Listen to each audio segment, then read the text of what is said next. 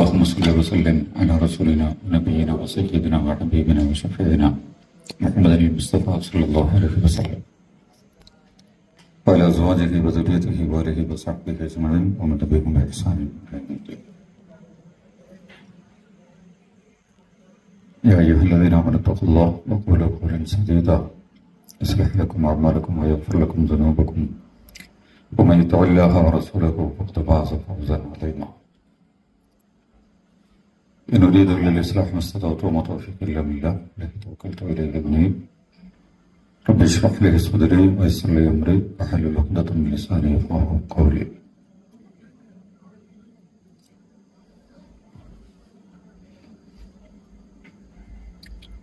ആദരണീയനായ area president Abdul Sahib,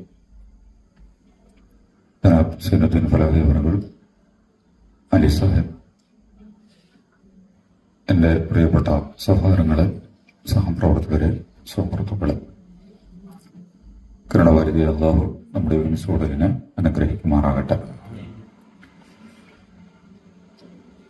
ചിലപ്പോൾ ഇവിടെ വിശദീകരിക്കപ്പെട്ടിട്ടുണ്ടാകും കുറച്ചും കൂടി വിപുലമായ സ്വഭാവത്തിൽ നടത്തപ്പെടേണ്ട ഒരു പരിപാടിയാണ് നമ്മൾ ചില പ്രത്യേക കാരണങ്ങൾ കൊണ്ട് ഈ അർത്ഥത്തിലേക്ക് ഹാളിലേക്ക് മാറിയിട്ടുള്ളത്. അതിൽ ധാരാളം ഹൈറുണ്ടാവും എന്നാണ് നമ്മൾ മനസ്സിലാക്കുന്നത്. കേരളത്തിലെ തദ്ദേശ സ്വയംഭരണ തെരഞ്ഞെടുപ്പ് കഴിഞ്ഞതിന് ശേഷമുള്ള ഒരു പ്രത്യേക പശ്ചാത്തലത്തിലാണ് നമ്മളുള്ളത്. ഇന്ത്യയിലെ എല്ലാ ഇലക്ഷനുകളും പ്രശ്നമായി മാറിക്കൊണ്ടിരിക്കുന്ന ഒരു ഘട്ടത്തിലാണ് നമ്മളുള്ളത്. എന്തിനാണ് മത്സരിക്കുന്നത്, എങ്ങനെയാണ് മത്സരിക്കുന്നത്, എന്തിനാണ് വോട്ട് ചെയ്യുന്നത്, വോട്ട് ചെയ്താൽ എന്താണ് സംഭവിക്കാൻ പോണത്, ഇത്തരം സംഗതികളിലേക്ക് സൂക്ഷ്മമായി നമ്മൾ ഇറങ്ങി വരുന്ന ഘട്ടത്തിൽ അത്ര സുഖകരമല്ലാത്ത മറുപടികളാണ് നമ്മുടെ എല്ലാ ഭാഗത്തു നിന്നും നമുക്ക് ലഭിച്ചുകൊണ്ടിരിക്കുന്നത്. നമ്മുടെ സുപ്രീം കോടതിയിൽ എന്തിന് കേസിന് പോകണം, നമ്മുടെ പാർലമെന്റിൽ എന്തിന് വിഷയങ്ങൾ ഉന്നയിക്കണം, നമ്മുടെ നിയമസഭയിൽ എന്തിന് കാര്യങ്ങൾ അവതരിപ്പിക്കണം. കാരണം ഇന്ന് ലോകത്ത് നടക്കുന്ന പ്രവർത്തനങ്ങളിൽ നമ്മൾ ചിലപ്പോൾ സൈനുദ്ദീൻ സാഹിബും സംസാഹിബൊക്കെ സൂചിപ്പിച്ചിട്ടുണ്ടാകും. ലോകത്തെ ഏറ്റവും പ്രയാസകരമായ പ്രവർത്തനമാണ് രാഷ്ട്രീയ പ്രവർത്തനം എന്ന് പറയുന്നത്. അതിൽ നമ്മൾ തെറ്റിദ്ധരിക്കേണ്ട കാര്യമൊന്നുമില്ല. ഏറ്റവും ഗംഭീര പ്രവർത്തനം രാഷ്ട്രീയ പ്രവർത്തനം തന്നെയാണ്. അതിലും നമ്മൾ തെറ്റിദ്ധരിക്കേണ്ട കാര്യമൊന്നുമില്ല. ഈ പദപ്രയോഗം ഖുർആനിലുണ്ടോ എന്നൊക്കെ നമ്മൾ ചോദിച്ചാല് ഖുർആൻ അങ്ങനെ ഒരു പ്രയോഗം തന്നെ നടത്തിയില്ല. രാഷ്ട്രീയം എന്ന് പറയുന്ന ഒരു വാക്ക് ഖുർആനിലില്ല. പകരം ദീന് എന്നാണ് പ്രയോഗിച്ചിട്ടുള്ളത് മുഴുവൻ. പിന്നെ നേരത്തെ പറഞ്ഞ ഹുക്കുമ്, ഹാക്കിമീയത്ത്, അത്തരം പ്രയോഗങ്ങളാണ് ഖുർആൻ നടത്തിയിട്ടുള്ളത്. ഇനി രാഷ്ട്രീയത്തെ കുറിച്ച് നമ്മൾ ആലോചിക്കുന്ന ഒരു ഘട്ടത്തിലും എന്താണ് ഈ സാധനം, രാഷ്ട്രീയം എന്ന് എന്തിനാണ് പറയുന്നത്? അങ്ങനെ ഒരു സാധനം ഇവിടെ ഇല്ല. രാഷ്ട്രീയം എന്ന് പറഞ്ഞിട്ടൊരു പ്രത്യേക സാധനം ഇല്ല. വായു പോലെയാണ്, അങ്ങനെ പരന്ന് കിടക്കണ ഒരു സാധനമാണ്. നിങ്ങള് ടയറിൽ നിറച്ചാല് ടയറിലുണ്ടാവും, ഇനി ബലൂണിലാക്കിയാൽ ബലൂണിലുണ്ടാവും, ഇനി വേറെ എന്തെങ്കിലും സാധനത്തിൽ നിറച്ചാല് മൊത്തം ഓക്സിജനും ഇതും നിറഞ്ഞ് നിൽക്കുകയാണ് നമ്മുടെ നിരീക്ഷത്തിൽ. അതില്ലാതെ നമുക്ക് മുന്നോട്ട് പോകില്ലേ എന്നതുപോലെ രാഷ്ട്രീയം എന്ന് പറഞ്ഞിട്ട് ഒരു സാധനം സ്പെസിഫിക് ആയിട്ട് എടുത്ത് കാണിക്കാനൊന്നുമില്ല. അങ്ങനെ നിങ്ങൾ സൂക്ഷ്മയിൽ പഠിച്ചു നോക്കുന്നുണ്ട്. അപ്പൊ ഇവര് വളരെ സമർത്ഥമായി എതിരാളികൾ ഉന്നയിക്കുന്ന ഒരു സാധനമാണ് ഈ 18ാം നൂറ്റാണ്ട് മുതൽ ഇപ്പോ വളരെ ശക്തമായി വികസിപ്പിച്ച ഒരു രീതിശാസ്ത്രമാണ് മതവും രാഷ്ട്രീയവും രണ്ടാണ് എന്ന് പറയുന്ന ഒരു സാധനം. ഇത് രണ്ടിനോടും ഇസ്ലാമിന് മതം എന്ന് പറഞ്ഞിട്ടുള്ള ഒരു വാക്ക് ഖുർആനിൽ ഇല്ലേ ശരിക്കും. എന്താണ് മതം എന്നുള്ളതിന്റെ വാക്ക് ദീനാണ്. അതേപോലെ രാഷ്ട്രീയം എന്ന് പറയുന്ന വാക്കും ഖുർആൻ നേർക്ക് നേരെ പ്രയോഗിച്ചിട്ടുള്ള ദീൻ എന്നുള്ള അതേ പ്രയോഗിച്ചിട്ടുള്ളൂ. അല്ലെങ്കിൽ ഹാക്കിമത്ത് എന്നൊക്കെ അഫഹുക്കുമുൽ ജാഹിലിയ എന്നൊക്കെ പറഞ്ഞിട്ട് ഖുർആൻ ആ പ്രയോഗമല്ലാതെ വേറൊന്നും നടന്നില്ല. ഷറാലിക്കും ദീനിമാവസ്വാബിഹീനൂഹൻ ഇതൊക്കെ അല്ല അങ്ങനെ വിശദീകരിച്ചിട്ടുണ്ട്. മാലിക് യൗമിദ്ദീനിൽ നിന്ന് തുടങ്ങിയ അറൈത്തൻ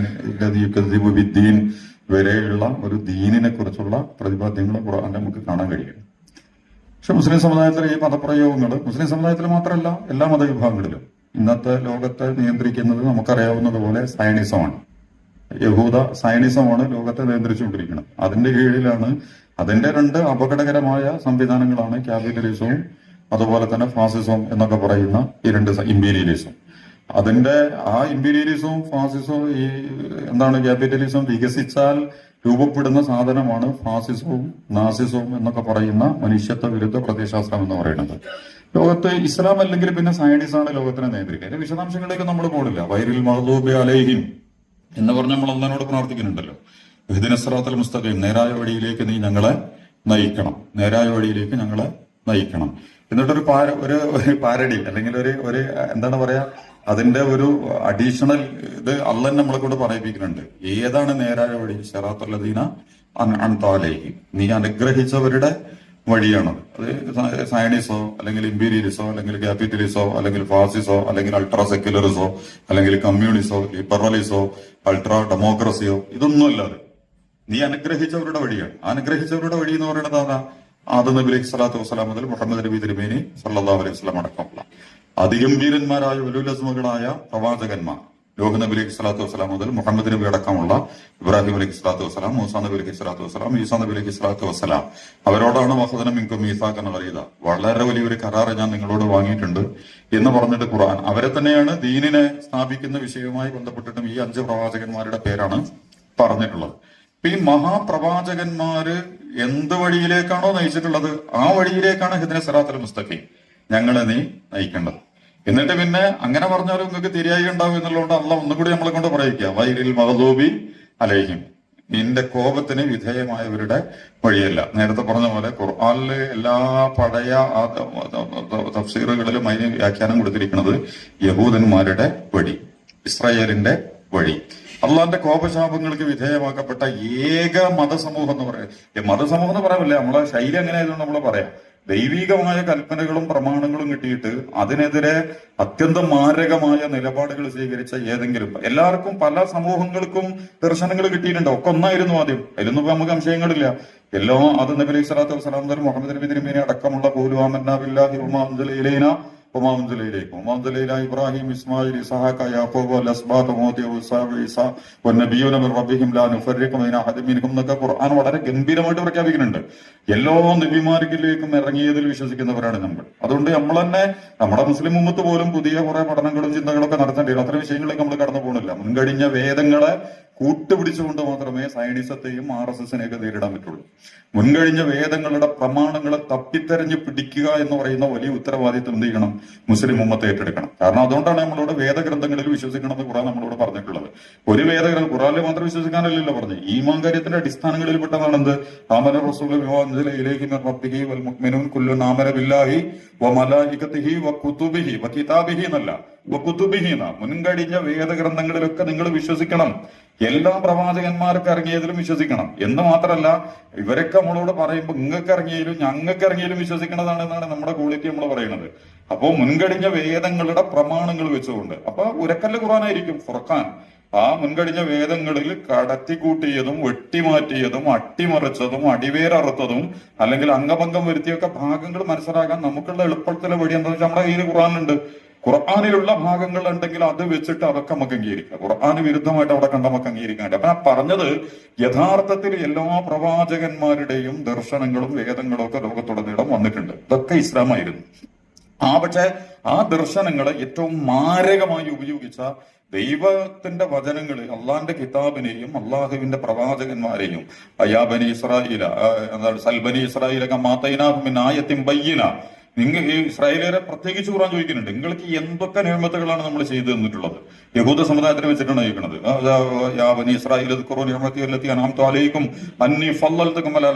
ലോകത്തെ വളരെ ഗംഭീര ജനതയാക്കി നിങ്ങളെ മാറ്റിയിട്ടുണ്ട്. ഇപ്പോഴും ഭൗതികമായിട്ട് അവർ ഗംഭീര ജനതയാണ്. ആ ഇബ്ലീസിയത്തും തൗഹീദിയത്തും നിഫാഖും ഫുസൂഖും ഫിത്നയും ഷിർക്കും കുഫറും ദുൽമും ഫസാദും ഫിത്നയും ഒക്കെ വിതക്കണതിലും അതിനു വേണ്ടിയിട്ട് ആധുനിക ഭൗതിക സംവിധാനങ്ങളെ നമ്മൾ മറ്റാരും ആവാഹിക്കുന്നതിനേക്കാൾ വേഗതയിൽ. പിന്നെ അങ്ങനെ ഉണ്ടെങ്കിൽ ഹമാസ് ഉണ്ടാവുള്ളൂ. അവരെ പോലെ തന്നെ അവര് അത്യന്താധുനിക സംവിധാനങ്ങൾ വെച്ച് അത് ചെയ്യുമ്പോൾ ഏറ്റവും കുറഞ്ഞ സംവിധാനങ്ങൾ വെച്ച് ഈ ഇസ്രായേലിനെ വെല്ലുവിളിക്കുന്ന ലോകത്തെ ഏക ഗ്രൂപ്പ് എന്ന് പറയുന്നത് ഹമാസാണ്. പിന്നെ ഇഖ്വാനുൽ മുസ്ലിമൂനും ഇരിക്കും ആ സംഗതി എന്ന് പറയുന്നത്. അതിന്റെ വിശദാംശങ്ങളിലേക്ക് നമ്മൾ കൊണ്ടതില്ല. പിന്നെ പറഞ്ഞതിന്റെ രത്ന ചുരുക്കം എന്താന്ന് വെച്ചാല്, ഈ യഹൂദന്മാര് നടത്തിക്കൊണ്ടിരുന്ന, അപ്പൊ അള്ളാഹ് അവരോട് ചോദിക്കുന്നുണ്ട്, നിങ്ങൾ അള്ളാഹു നൽകിയ നിഅമത്തുകളെ മുഴുവൻ അട്ടിമറിച്ചവരാണ് നിങ്ങൾ. എത്ര അള്ളാന്റെ നിയമത്തെ, എല്ലാ അള്ളാന്റെ നിയമത്തുകളെയും ദുരുദ്ദേശപരമായി, കുത്സിതമായി, അപകടകരമായ താല്പര്യങ്ങൾക്ക് വേണ്ടി ഉപയോഗിച്ച വിഭാഗമാണ്. അതുകൊണ്ടാണ് മുഫസ്സിറുകളൊക്കെ എന്ത് പറഞ്ഞത്, വൈരിൽ മഗ്ലൂബി അലൈഹിം എന്ന് പറഞ്ഞാല് അള്ളാന്റെ കോപത്തിന് വിധേയമാക്കപ്പെട്ടവർ എന്ന് പറഞ്ഞാൽ യഹൂദന്മാരാണെന്ന് പറയുന്നുണ്ട്. അപ്പോ പ്രവാചകന്മാരുടെ വഴിയല്ലെങ്കിൽ പിന്നെന്താണ് വഴി? ആരുതായിരിക്കും? ഇസ്രായേലിന്റെ സയനിസത്തിന്റെ വഴിയാണ് ലോകത്തെ നയിക്കുക. മതത്തിൻ്റെതും അവരുടേതായിരിക്കും, രാഷ്ട്രീയത്തിൻ്റെതായിരിക്കും, കലയും സാഹിത്യവും വിദ്യാഭ്യാസവും ശാസ്ത്രവും പരിസ്ഥിതിയും കുടുംബവും സദാചാരവും സാംസ്കാരികവും സാമൂഹികവും വിദ്യാഭ്യാസം കലയും ഒക്കെ കായികമൊക്കെ ഇസ്രായേൽ റിമോട്ട് ചെയ്യുന്നത്. ഇപ്പൊ ഇസ്രായേലാണ് ഇതൊക്കെ റിമോട്ട് ചെയ്തുകൊണ്ടിരിക്കുന്നത്. നേരത്തെ പറഞ്ഞ ഹദീസായിരിക്കും വളരെ ഫിറ്റാണ്. നിങ്ങൾ ഇങ്ങനെ തുണി ഉരിയണ പോലെ ആദ്യം തുണി കഴിച്ച്, പിന്നെ കുപ്പായം കഴിച്ച്, പിന്നെ ബനിയൻ കഴിച്ച്, പിന്നെ അണ്ടർവെയർ കഴിച്ച്, പിന്നെ അതിന്റെ അടിയിലുള്ളതും കഴിച്ച് എന്നതുപോലെ ഇസ്ലാമിന്റെ ഓരോ ഔറത്തും നിങ്ങൾ ഇങ്ങനെ ഉരിഞ്ഞെന്താവും? അതിലാദ്യം പറഞ്ഞ ഹുക്കുമ് പോകുന്നതാണ്. ഹുക്കുമ് എന്ന് പറയുന്നത് ഭൗതികമായ ആധിപത്യത്തിന്റെ പ്രതീകമാണ്. നമ്മൾ കാഡ്ബറീസ് തിന്നുന്നു, നമ്മൾ നെസ്റ്റിൽ കഴിക്കുന്നു, നമ്മൾ കോള കുടിക്കുന്നു, നമ്മൾ KFC ഇഷ്ടപ്പെടുന്നു, നമ്മളുടെ കുട്ടി മുടി വെട്ടുന്നത് ഹോളിവുഡിന്റെ മോഡൽ. ഹോളിവുഡ് എന്ന് പറഞ്ഞാൽ ഇസ്രായേലാണ്, അതിലും നാം ചെയ്യേണ്ട കാര്യമൊന്നുമില്ല.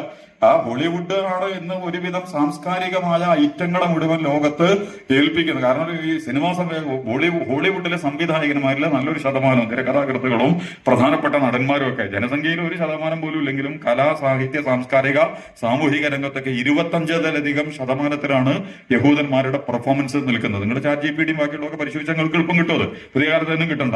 ChatGPT തന്നെ ചിലപ്പോൾ ഒളിഞ്ഞു കളിക്കും. പേര് പറയുമ്പോൾ ചിലപ്പോൾ പേരൊന്നും പറയില്ല. മതം പരിശോധിക്കാൻ പറഞ്ഞാൽ മതം വല്ലാതെ പരിശോധിക്കും. കാരണം യഹൂദനാണ് ChatGPT കൈകാര്യം ചെയ്യുന്നത്, ഗൂഗിൾ കൈകാര്യം ചെയ്യണ അവനാ.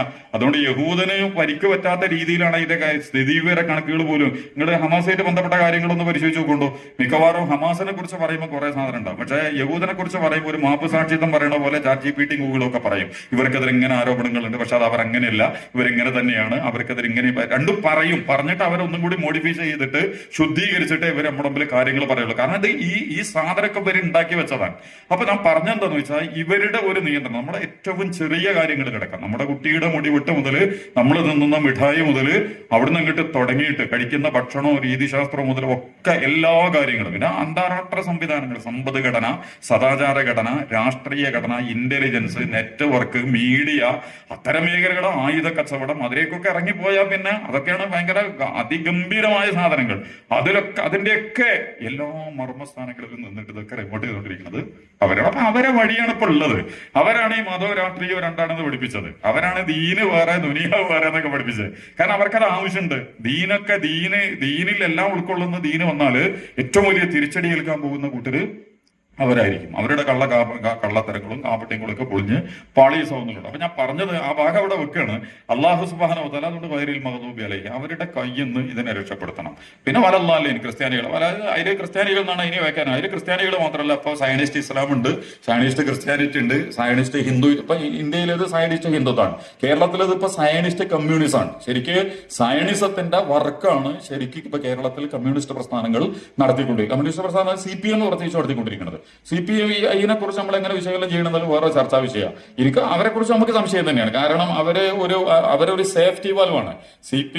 ഇടത് സർക്കാർ നടത്തിക്കൊണ്ടിരിക്കുന്ന കാര്യങ്ങൾക്ക് മുഴുവൻ രൂക്ഷമായ അഭിപ്രായ പ്രകടനങ്ങളോ എതിർപ്പുകളോ വരുമ്പോൾ എന്ത് ചെയ്യും? CPI ഒരു ബദൽ ശബ്ദം ഉയർത്തുന്നത് പോലെ നമ്മളെ മുമ്പിൽ പ്രത്യക്ഷപ്പെടും. എന്നിട്ട് പിന്നെ ഉടനെ തന്നെ പോലെ എന്ത് ചെയ്യും? കുപ്പായ ഷർട്ട് മാറ്റിയിട്ട് കണ്ട് ഇവരുടെ കൂടെ തന്നെ പോവാം. അപ്പൊ ഒക്കെ പരിഹരിക്കപ്പെടും. ഒരു പ്രശ്നം പരിഹരിക്കപ്പെട്ടിട്ടുണ്ടാവില്ല. ഒരു പ്രശ്നം പരിഹരിക്കപ്പെടും എന്ന് പറഞ്ഞാൽ CPM-നെ അല്ലെങ്കിൽ ഇടതുപക്ഷ ഗവൺമെന്റിന്റെ നിലപാടുകളെ, നടപടികളെ വെള്ളപൂശുന്നതിനുള്ള, അതായത് അതിൻ്റെ ഉള്ളിൽ നിന്ന് ആരും കൊണ്ട് പുറത്തേ ഞങ്ങളൊക്കെ തന്നെ ഉണ്ട് ഇതിനെ വിമർശിക്കുന്നവരും ചോദ്യം ചെയ്യുന്നവരും എന്നൊക്കെ തോന്നിപ്പിക്കാൻ പറ്റുന്ന രീതിയിലുള്ള പോരാട്ട നാടകങ്ങൾ ഇവര് കളിക്കുക. അപ്പൊ ഞാൻ പറഞ്ഞത് സയനിസം എന്ന് പറയുന്നത്, അപ്പൊ സയനിസ്റ്റ് ഇസ്ലാമും സയനിസ്റ്റ് ക്രിസ്ത്യാനിറ്റിയും സയനിസ്റ്റ് ഹിന്ദുത്വവും, യഥാർത്ഥത്തിൽ സയനിസമാണ് ഇന്ത്യയിൽ ഇപ്പൊ ഈ പണിയൊക്കെ നടത്തിക്കൊണ്ടിരിക്കുന്നത്. നമ്മുടെ SCR പരിശോധന മുതൽ, നമ്മുടെ ആധാർ കാർഡ് മുതൽ, അതിന്റെ ഇടയിൽ നടന്നുകൊണ്ടിരിക്കുന്ന ഇലക്ഷൻ തട്ടിപ്പ്, EVM മെഷീനൊക്കെ റിമോട്ട് ചെയ്തുകൊണ്ടിരിക്കുന്നത് സയനിസമാണ്. ലോകാടിസ്ഥാനത്തിൽ ഏകാധിപതികളെയും സമഗ്രാധിപതികളെയും സ്വേച്ഛാധിപതികളെയും ഒക്കെ നിലനിർത്തുന്നത്, സൈനികമായ അട്ടിമറികൾ നടത്തിക്കൊണ്ടിരിക്കുന്നത്. ഇപ്പൊ പാകിസ്ഥാന്, ബംഗ്ലാദേശ്, ലോകത്തുടനീളം നടന്നുകൊണ്ട് ഇവിടെ തന്നെ പ്രശ്നങ്ങൾ നടക്കുമ്പോൾ അപ്പൊ തന്നെ എന്തുണ്ടാവും? സോമാലിയയിൽ പ്രശ്നം ഉണ്ടാവും, എത്യോപ്യയിൽ പ്രശ്നം ഉണ്ടാവും. വളരെ സമർത്ഥമായിട്ട് ഓരോ സംഗതികളെയും കരുപ്പിടിപ്പിക്കാൻ കഴിയുന്ന രീതിയിലുള്ള വലിയൊരു നെറ്റ്വർക്ക്. അപ്പൊ എല്ലാ മതങ്ങളും, അപ്പൊ വലതുകാലിൽ എന്നുള്ളത് ക്രിസ്ത്യാനിറ്റിയെ കുറിച്ചാണ് പഴയ മുസ്ലിങ്ങൾ എഴുതിയത്. ക്രിസ്ത്യാനിറ്റി മാത്രമല്ല, വർത്തമാന കാലത്തെ എല്ലാ മത രാഷ്ട്രീയ സമൂഹങ്ങളെയും, ഭൗതിക സംവിധാനങ്ങൾ സാധനങ്ങളായ ജനാധിപത്യം, സെക്യുലറിസം, സോഷ്യലിസം അടക്കമുള്ള ഒരു വിനീത നല്ല ശുദ്ധിയും വൃത്തിയൊക്കെ ഉള്ള സാധനമായിട്ടാണ് നമ്മുടെ ജനാധിപത്യത്തെ കുറിച്ചും സോഷ്യലിസത്തെ കുറിച്ചും അതുപോലെ തന്നെ സെക്യുലറിസത്തെ കുറിച്ചൊക്കെ നമ്മൾ പറയുക. പക്ഷേ ഈ ജനാധിപത്യ സെക്യുലർ നമ്മുടെ ഈ ക്രിസ്ത്യാനിറ്റിയെ അതിന്റെ അടിവേരർത്ഥത പോലെ തന്നെ ഇപ്പൊ ലോക ക്രിസ്ത്യാനിറ്റിക്ക് യാതൊരു സാധനമില്ല. അതുകൊണ്ടാണ് ഇനിയിപ്പോ ക്രിസ്ത്യാനിറ്റിയുടെ പുറത്ത് കയറിയിട്ട് സയനിസം കൂടുതൽ സഞ്ചരിക്കാൻ സാധ്യത വളരെ കുറവാണ്. ഇപ്പൊ തന്നെ അമേരിക്കയിൽ നടന്നുകൊണ്ടിരിക്കുന്ന അണ്ടർഗ്രൗണ്ട് സാധനങ്ങളൊക്കെ നമ്മൾ കുറച്ചും കൂടി സൂക്ഷ്മമായിട്ട് പഠിച്ചാൽ അമേരിക്ക പോലും ഇസ്രായേലിനെ തിരസ്കരിക്കുന്നിടത്തേക്കും ബഹിഷ്കരിക്കുന്നു. ഇപ്പൊ ഈ കാൾട്ടർ എന്താണ് ഒരു ചങ്ങായുണ്ട്, ഇപ്പൊ ഒരു വെടിയേറ്റ് വരച്ചിരുന്നു. ട്രംപ് കഴിഞ്ഞ ഉടനെ തന്നെ ട്രംപിന്റെ ആ സമയത്ത് സഹ്റ മംദാന്റെ ഒക്കെ തെരഞ്ഞെടുപ്പ് എടുക്കുന്നതിന് മുമ്പ് വളരെ പ്രശസ്തനായ ഒരു ചങ്ങായി വെടിയേറ്റ് മരിച്ചല്ലോ, ചാർലി ക്രിക്ക് എന്ന് പറഞ്ഞിട്ട്. ഏറ്റവും കൂടുതൽ ഫോളോവേഴ്സ് ഉള്ള യങ് ജനറേഷനിലുള്ള വല്ലാത്തൊരു കഥാപാത്രമാണ്. ഭയങ്കര ഇസ്ലാമിക വിമർശകനായിരുന്നു എന്നാണ് പറയുന്നത്. പക്ഷെ അവൻ വധിക്കപ്പെടാനുള്ള പ്രധാനപ്പെട്ട കാരണങ്ങളിലൊന്ന് പിന്നീട് അവൻ ഈ ഇസ്രായേൽ വിമർശകനായിട്ട് അവൻ മാറാൻ തുടങ്ങിയിരുന്നതാണ്. ശരിക്കും ഇസ്രായേൽ ടാർഗറ്റ് ചെയ്ത് കൊന്നതാണ് അവനെ. മൊസാദാണ് അവനെ കൊന്നിട്ടുള്ളത്. കാരണം അവനെ അവന്റെ കൂടെ ഉണ്ടായിരുന്ന കാൾട്ടർ സെക്വാനോ അങ്ങനെ എന്തോ അയാളുടെ പ്രസ്ഥാനം അടുത്ത് വീണ്ടും വന്നിട്ടുണ്ട്. അയാൾ വന്ന് പറഞ്ഞിരിക്കുന്നത് വെച്ചാൽ സയനിസത്തെ, യഹൂദിസത്തെ നമുക്ക് അംഗീകരിക്കാം, മോശയുടെ പ്രമാണങ്ങൾ അംഗീകരിക്കും, പക്ഷെ സയനിസം, കുട്ടികളെ കൊല്ലുന്ന സയനിസത്തെ നമുക്ക് അംഗീകരിക്കാൻ കഴിയില്ല എന്ന് പറഞ്ഞുകൊണ്ട് ഇപ്പൊ നിങ്ങൾ ട്രംപായിട്ട് ബന്ധപ്പെട്ടിട്ട് ഓരോ സാധനം പുറത്തു വരുന്നുണ്ടോ? അതായത് ട്രംപിനെയും ബ്ലാക്ക്മെയിൽ ചെയ്യാൻ ആര് തീരുമാനിച്ചിട്ടുണ്ട്?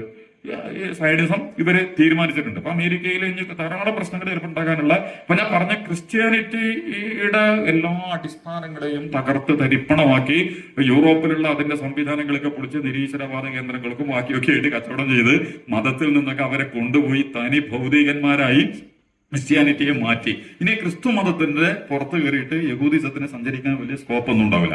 അതുകൊണ്ട് ഇപ്പൊ രണ്ടാമത് അവർ കയറിയിട്ടുള്ളത് ഇന്ത്യൻ സൈഡ്, ഇന്ത്യയിലെ ഈ സംഘപരിവാർ എന്ന് പറഞ്ഞാൽ ഇവർ തന്നെയാണ്. അതിനെ സൂക്ഷ്മമായിട്ട് പഠിച്ചാൽ അത് വേറെ സാധനമൊന്നുമല്ല. ബ്രാഹ്മണിസം യഥാർത്ഥത്തിൽ ഇന്ത്യയിലെ RSS സംവിധാനങ്ങൾ എന്ന് പറയുന്നത് നിങ്ങൾ ഇന്ത്യ സ്വാതന്ത്ര്യ സമര ചരിത്രമൊക്കെ പഠിക്കുമ്പോൾ നമ്മൾ സമരം ചെയ്ത് ബ്രിട്ടീഷ് ഇന്ത്യ കമ്പനിയോടാണ്. ഈ ബ്രിട്ടീഷ് ഇന്ത്യ കമ്പനി എന്ന് പറഞ്ഞാൽ സയനിസ്റ്റ് കമ്പനിയാണ്.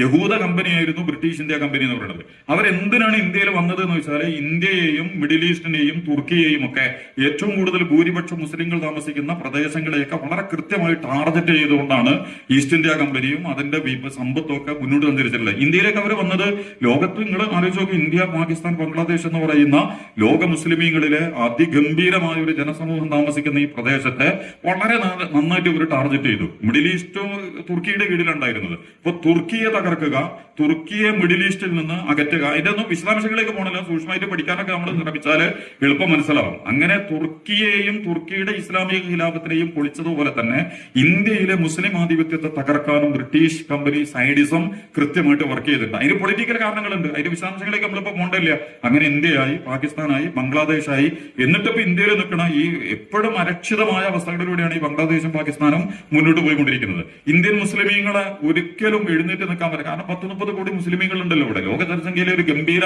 സാധനമാണ് ഇന്ത്യൻ മുസ്ലിമീങ്ങൾ. ഇന്ത്യ ഉപഭൂഖണ്ഡത്തിലെ മുസ്ലിമീങ്ങളും ഇന്ത്യയിലെ മുസ്ലിങ്ങൾ എന്ന് പറയുന്നത്. അപ്പൊ ഈ മുസ്ലിങ്ങളെ ടാർഗറ്റ് ചെയ്തുകൊണ്ട് ഈ സയനിസം എന്ത് ചെയ്യുന്നുണ്ട്?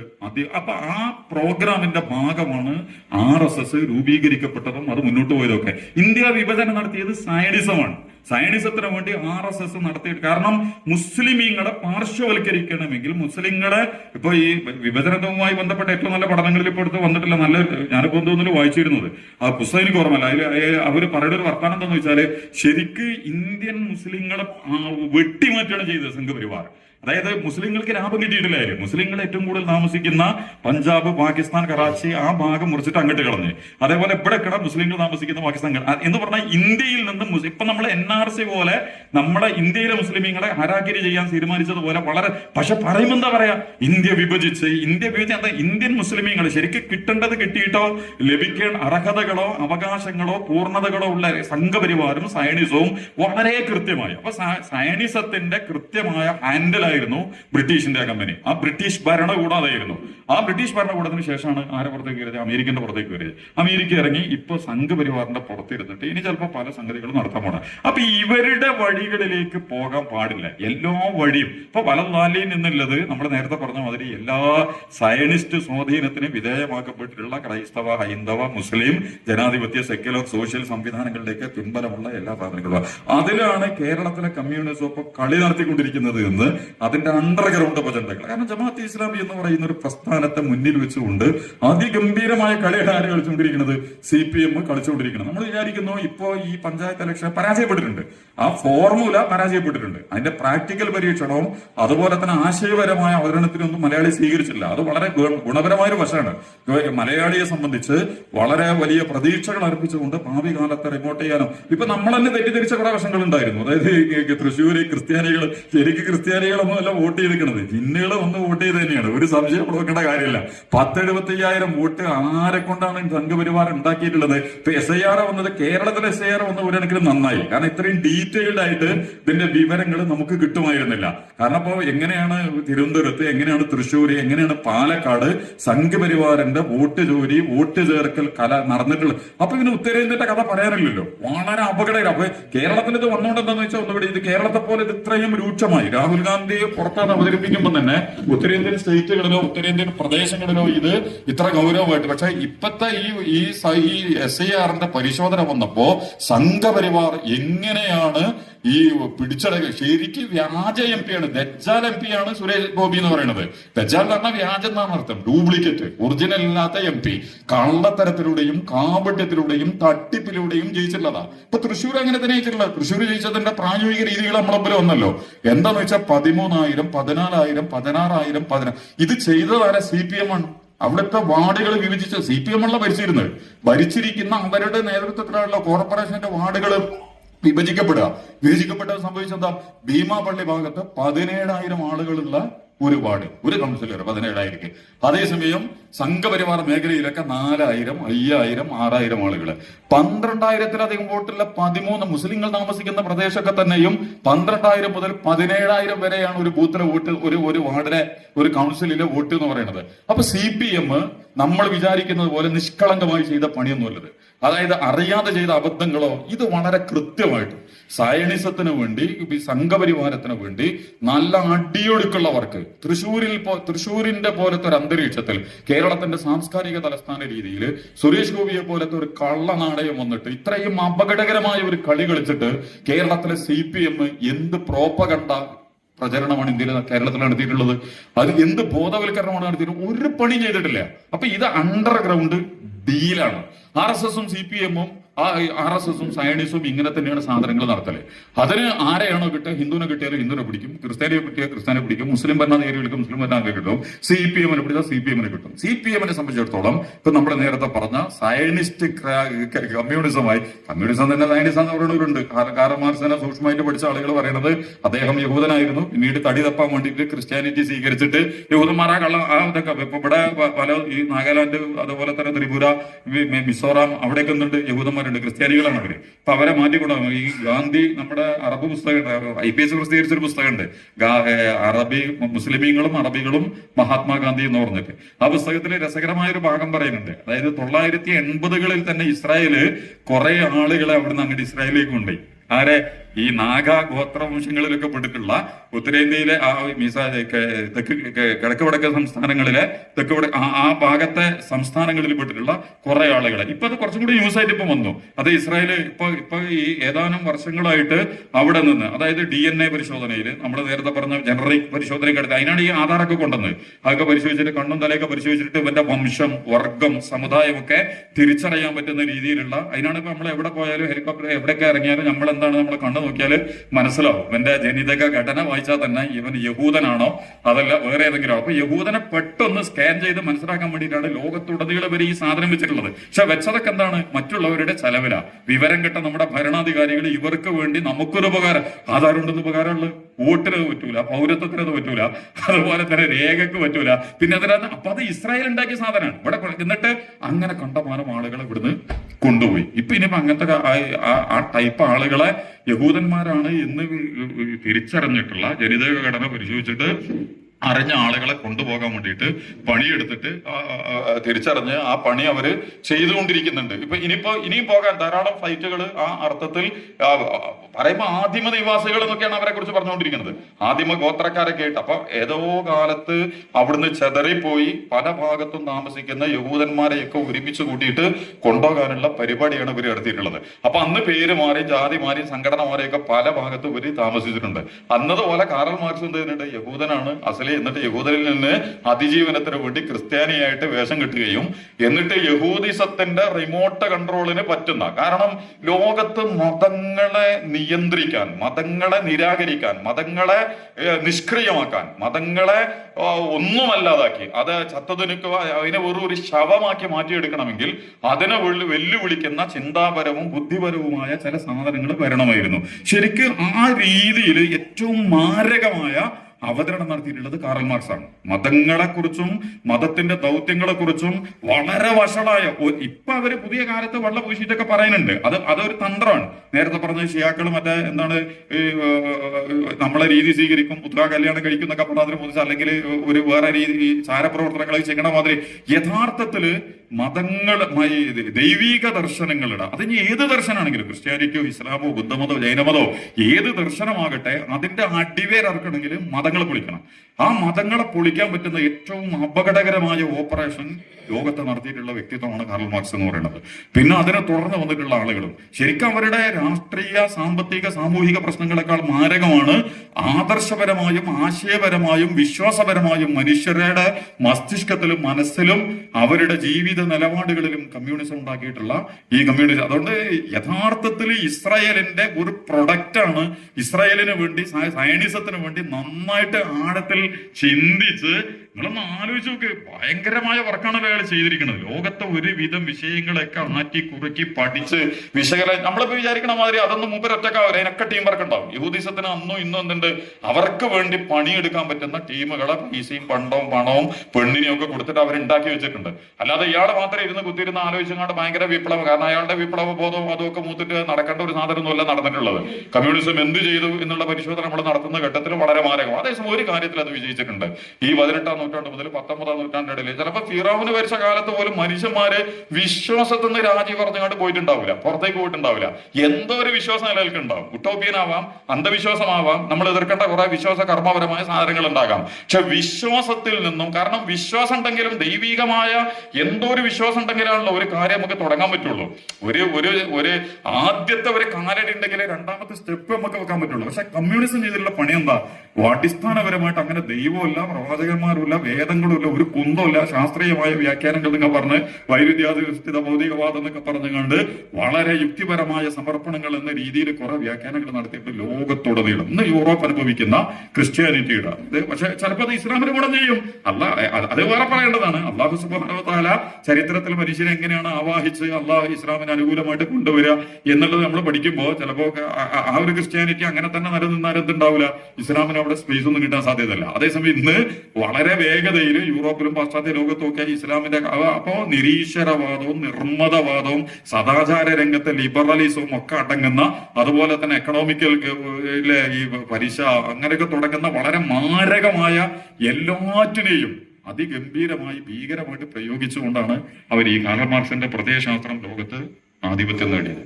കേരളത്തിലടക്കം അതിൽ നമ്മൾ ബഹുമാനിക്കേണ്ട ചില ഭാഗങ്ങളൊക്കെ ഉണ്ടാവും. കേരളത്തിലൊക്കെ നമ്മളെടുത്ത് പരിശോധിച്ചാൽ ഒരു ദൈവികമായ വിശ്വാസം പുറപാടൊന്നുമില്ലാതെ തന്നെ കേരളത്തിലെ കമ്മ്യൂണിസ്റ്റ് പ്രസ്ഥാനം ശരിക്ക് വെൽഫെയർ പാർട്ടിക്ക് അല്ലെങ്കിൽ ജമാഅത്ത് ഇസ്ലാമിക്കൊക്കെ അല്ലെങ്കിൽ ഏതൊരു പ്രസ്ഥാനത്തിനും മാതൃകയാക്കാൻ പറ്റുന്ന ഒരു പണിയോല നടത്തിയിട്ടുണ്ട്. കാരണം വിശ്വാസമുള്ള ഒരു ജനതയെ വിശ്വാസമില്ലായ്മയിലേക്കും എന്നിട്ട് അവരുടെ കീഴിൽ അണിനിരത്താൻ കഴിയുമാറുള്ള വളരെ കൃത്യമായ ഒരു മെഷീനറി, ഒരു വർക്ക് ഔട്ട് ചെയ്തിട്ട് എന്ത് ചെയ്തു, കേരളത്തെ പോലത്തെ ഒരു സംസ്ഥാനത്ത് പോലും അതിഗംഭീരമായ സ്വാധീനം ഉണ്ടാക്കിയെടുക്കാൻ അവർക്ക് സാധിച്ചു എന്നുള്ളത്. അപ്പൊ ഞാൻ പറഞ്ഞൊരു ചുരുക്കം എന്താണെന്ന് വെച്ചാൽ യഥാർത്ഥത്തിൽ കമ്മ്യൂണിസം ഉണ്ടായിട്ടുള്ളത് തന്നെ യഹൂദിസത്തിന്റെ, എനിക്കൊന്നും പണ്ട് വലിയ വിശ്വാസമല്ലായിരുന്നു, ഞാൻ വേറെ തിരികെ. പക്ഷെ ഇപ്പൊ അത് വളരെ ക്ലിയർ ആണ്. യഥാർത്ഥത്തിൽ അത് തന്നെയാണ് ഈ സാധനം. ഇത് യഹൂദൻ ലോകത്തെ മനുഷ്യനെ ഡാർവിന്റെ ചിന്തകളും ഇയാളുടെ ചിന്തകളും ഒക്കെ കൂടി കൂട്ടി വെച്ചിട്ട് ദൈവ നിരാകരണ ഇപ്പം വേറെ ചില സാധനങ്ങൾ നടന്നുകൊണ്ടിരിക്കുന്നുണ്ട്. അത് ഇവിടെ പ്രസക്തി അല്ലാത്തതുകൊണ്ട് നമ്മൾ അതിലേക്ക് പോകണ്ട. യഹൂദ അക്കാദമി സംവിധാനങ്ങൾ വെച്ചുകൊണ്ട് അവര് ലോകത്ത് ഇനിയിപ്പോ കൂടുതൽ അല്ലൊന്നും ഇല്ലാത്തൊരു ലോകം വരാൻ പോവാണ്. നമ്മൾ വിചാരിക്കണ പോലെ അന്ന് ഉണ്ട് എന്ന് പറയുന്ന ജനങ്ങളും തെളിഞ്ഞ് വരാൻ പോണത്. ലോകത്ത് അതിഭൗതികമായ വളർച്ച ഉണ്ടാവുകയും ഈ ഖിയാമത്തിനെ കുറിച്ച് പറഞ്ഞു കൊടുത്ത് അള്ളാഹ് പറയുന്നുണ്ട്, അള്ളാന്ന് വിളിക്കാൻ ഒരു മനുഷ്യനും അള്ളാനെ വിളിക്കാത്ത കാലത്താണ് ഖിയാമത്ത് വരിക. അള്ളാന്ന് ഒരു മനുഷ്യൻ മനസ്സറിഞ്ഞ് വിളിക്കൂല. അപ്പൊ എന്തായിരിക്കും ഇതിന്റെ കാരണം?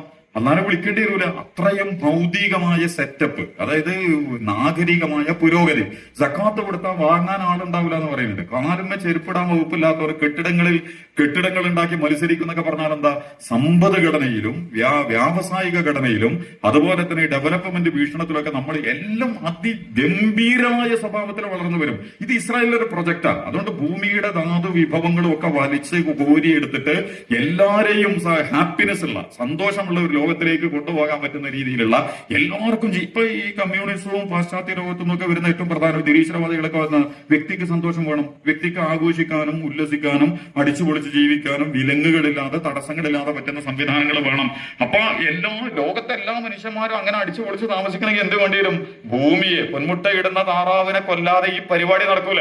കാരണം എല്ലാവർക്കും പൊന്മുട്ട കോഴിമുട്ട കിട്ടണമെങ്കിൽ അവസാനം കാത്തിരിക്കാനോ നേരം ഉണ്ടാവില്ല. അപ്പൊ ഭൂമിയുടെ വിഭവങ്ങളൊക്കെ അതിഗംഭീരമായി വലിച്ച് ഊറിച്ച് ഊരി വെച്ചെടുത്ത് മലകൾ ഉണ്ടാവില്ല, വലിയ മരങ്ങൾ ഉണ്ടാവില്ല എന്നൊക്കെ ഖിയാമത്തിന്റെ ഹദീസുകളിൽ നിങ്ങൾക്ക് കാണാൻ പറ്റും. മലകൾ ഇല്ലായ്മ ചെയ്യപ്പെടും. ഇപ്പൊ മലകൾ പോയിക്കൊണ്ടിരിക്കുക. നമ്മുടെ ഹൈവേക്ക് വേണ്ടി മലപ്പുറം ജില്ലയിൽ നിന്നൊക്കെ എത്ര മലയെ പോയിക്കിടുന്ന അറിയോ നിങ്ങൾ? വലിയ വലിയ സാധനങ്ങള്, ലോകത്തെ ഓരോ സാധനം. വലിയ മരങ്ങൾ ഉണ്ടാവില്ല, കാരണം മരങ്ങൾ തടസ്സമായിട്ട് മാറും. അതുകൊണ്ട് വലിയ വലിയ മരങ്ങളെയൊക്കെ ജനങ്ങളും എല്ലായിടത്തും വെട്ടി ഇനി വനങ്ങളിൽ പോലും വെട്ടിയിട്ട് വേറെ ഒരു രീതിയിൽ. അപ്പൊ ഞാൻ പറഞ്ഞതിന്റെ അർത്ഥം എന്താണെന്ന് വെച്ചാൽ, യഹൂദ ലോകത്ത് അതിന്റെ ഒരു പ്രചരണം അവരെന്നെയാണ് ഈ പ്രചരണം നടത്തിക്കൊണ്ടിരിക്കുന്നത്.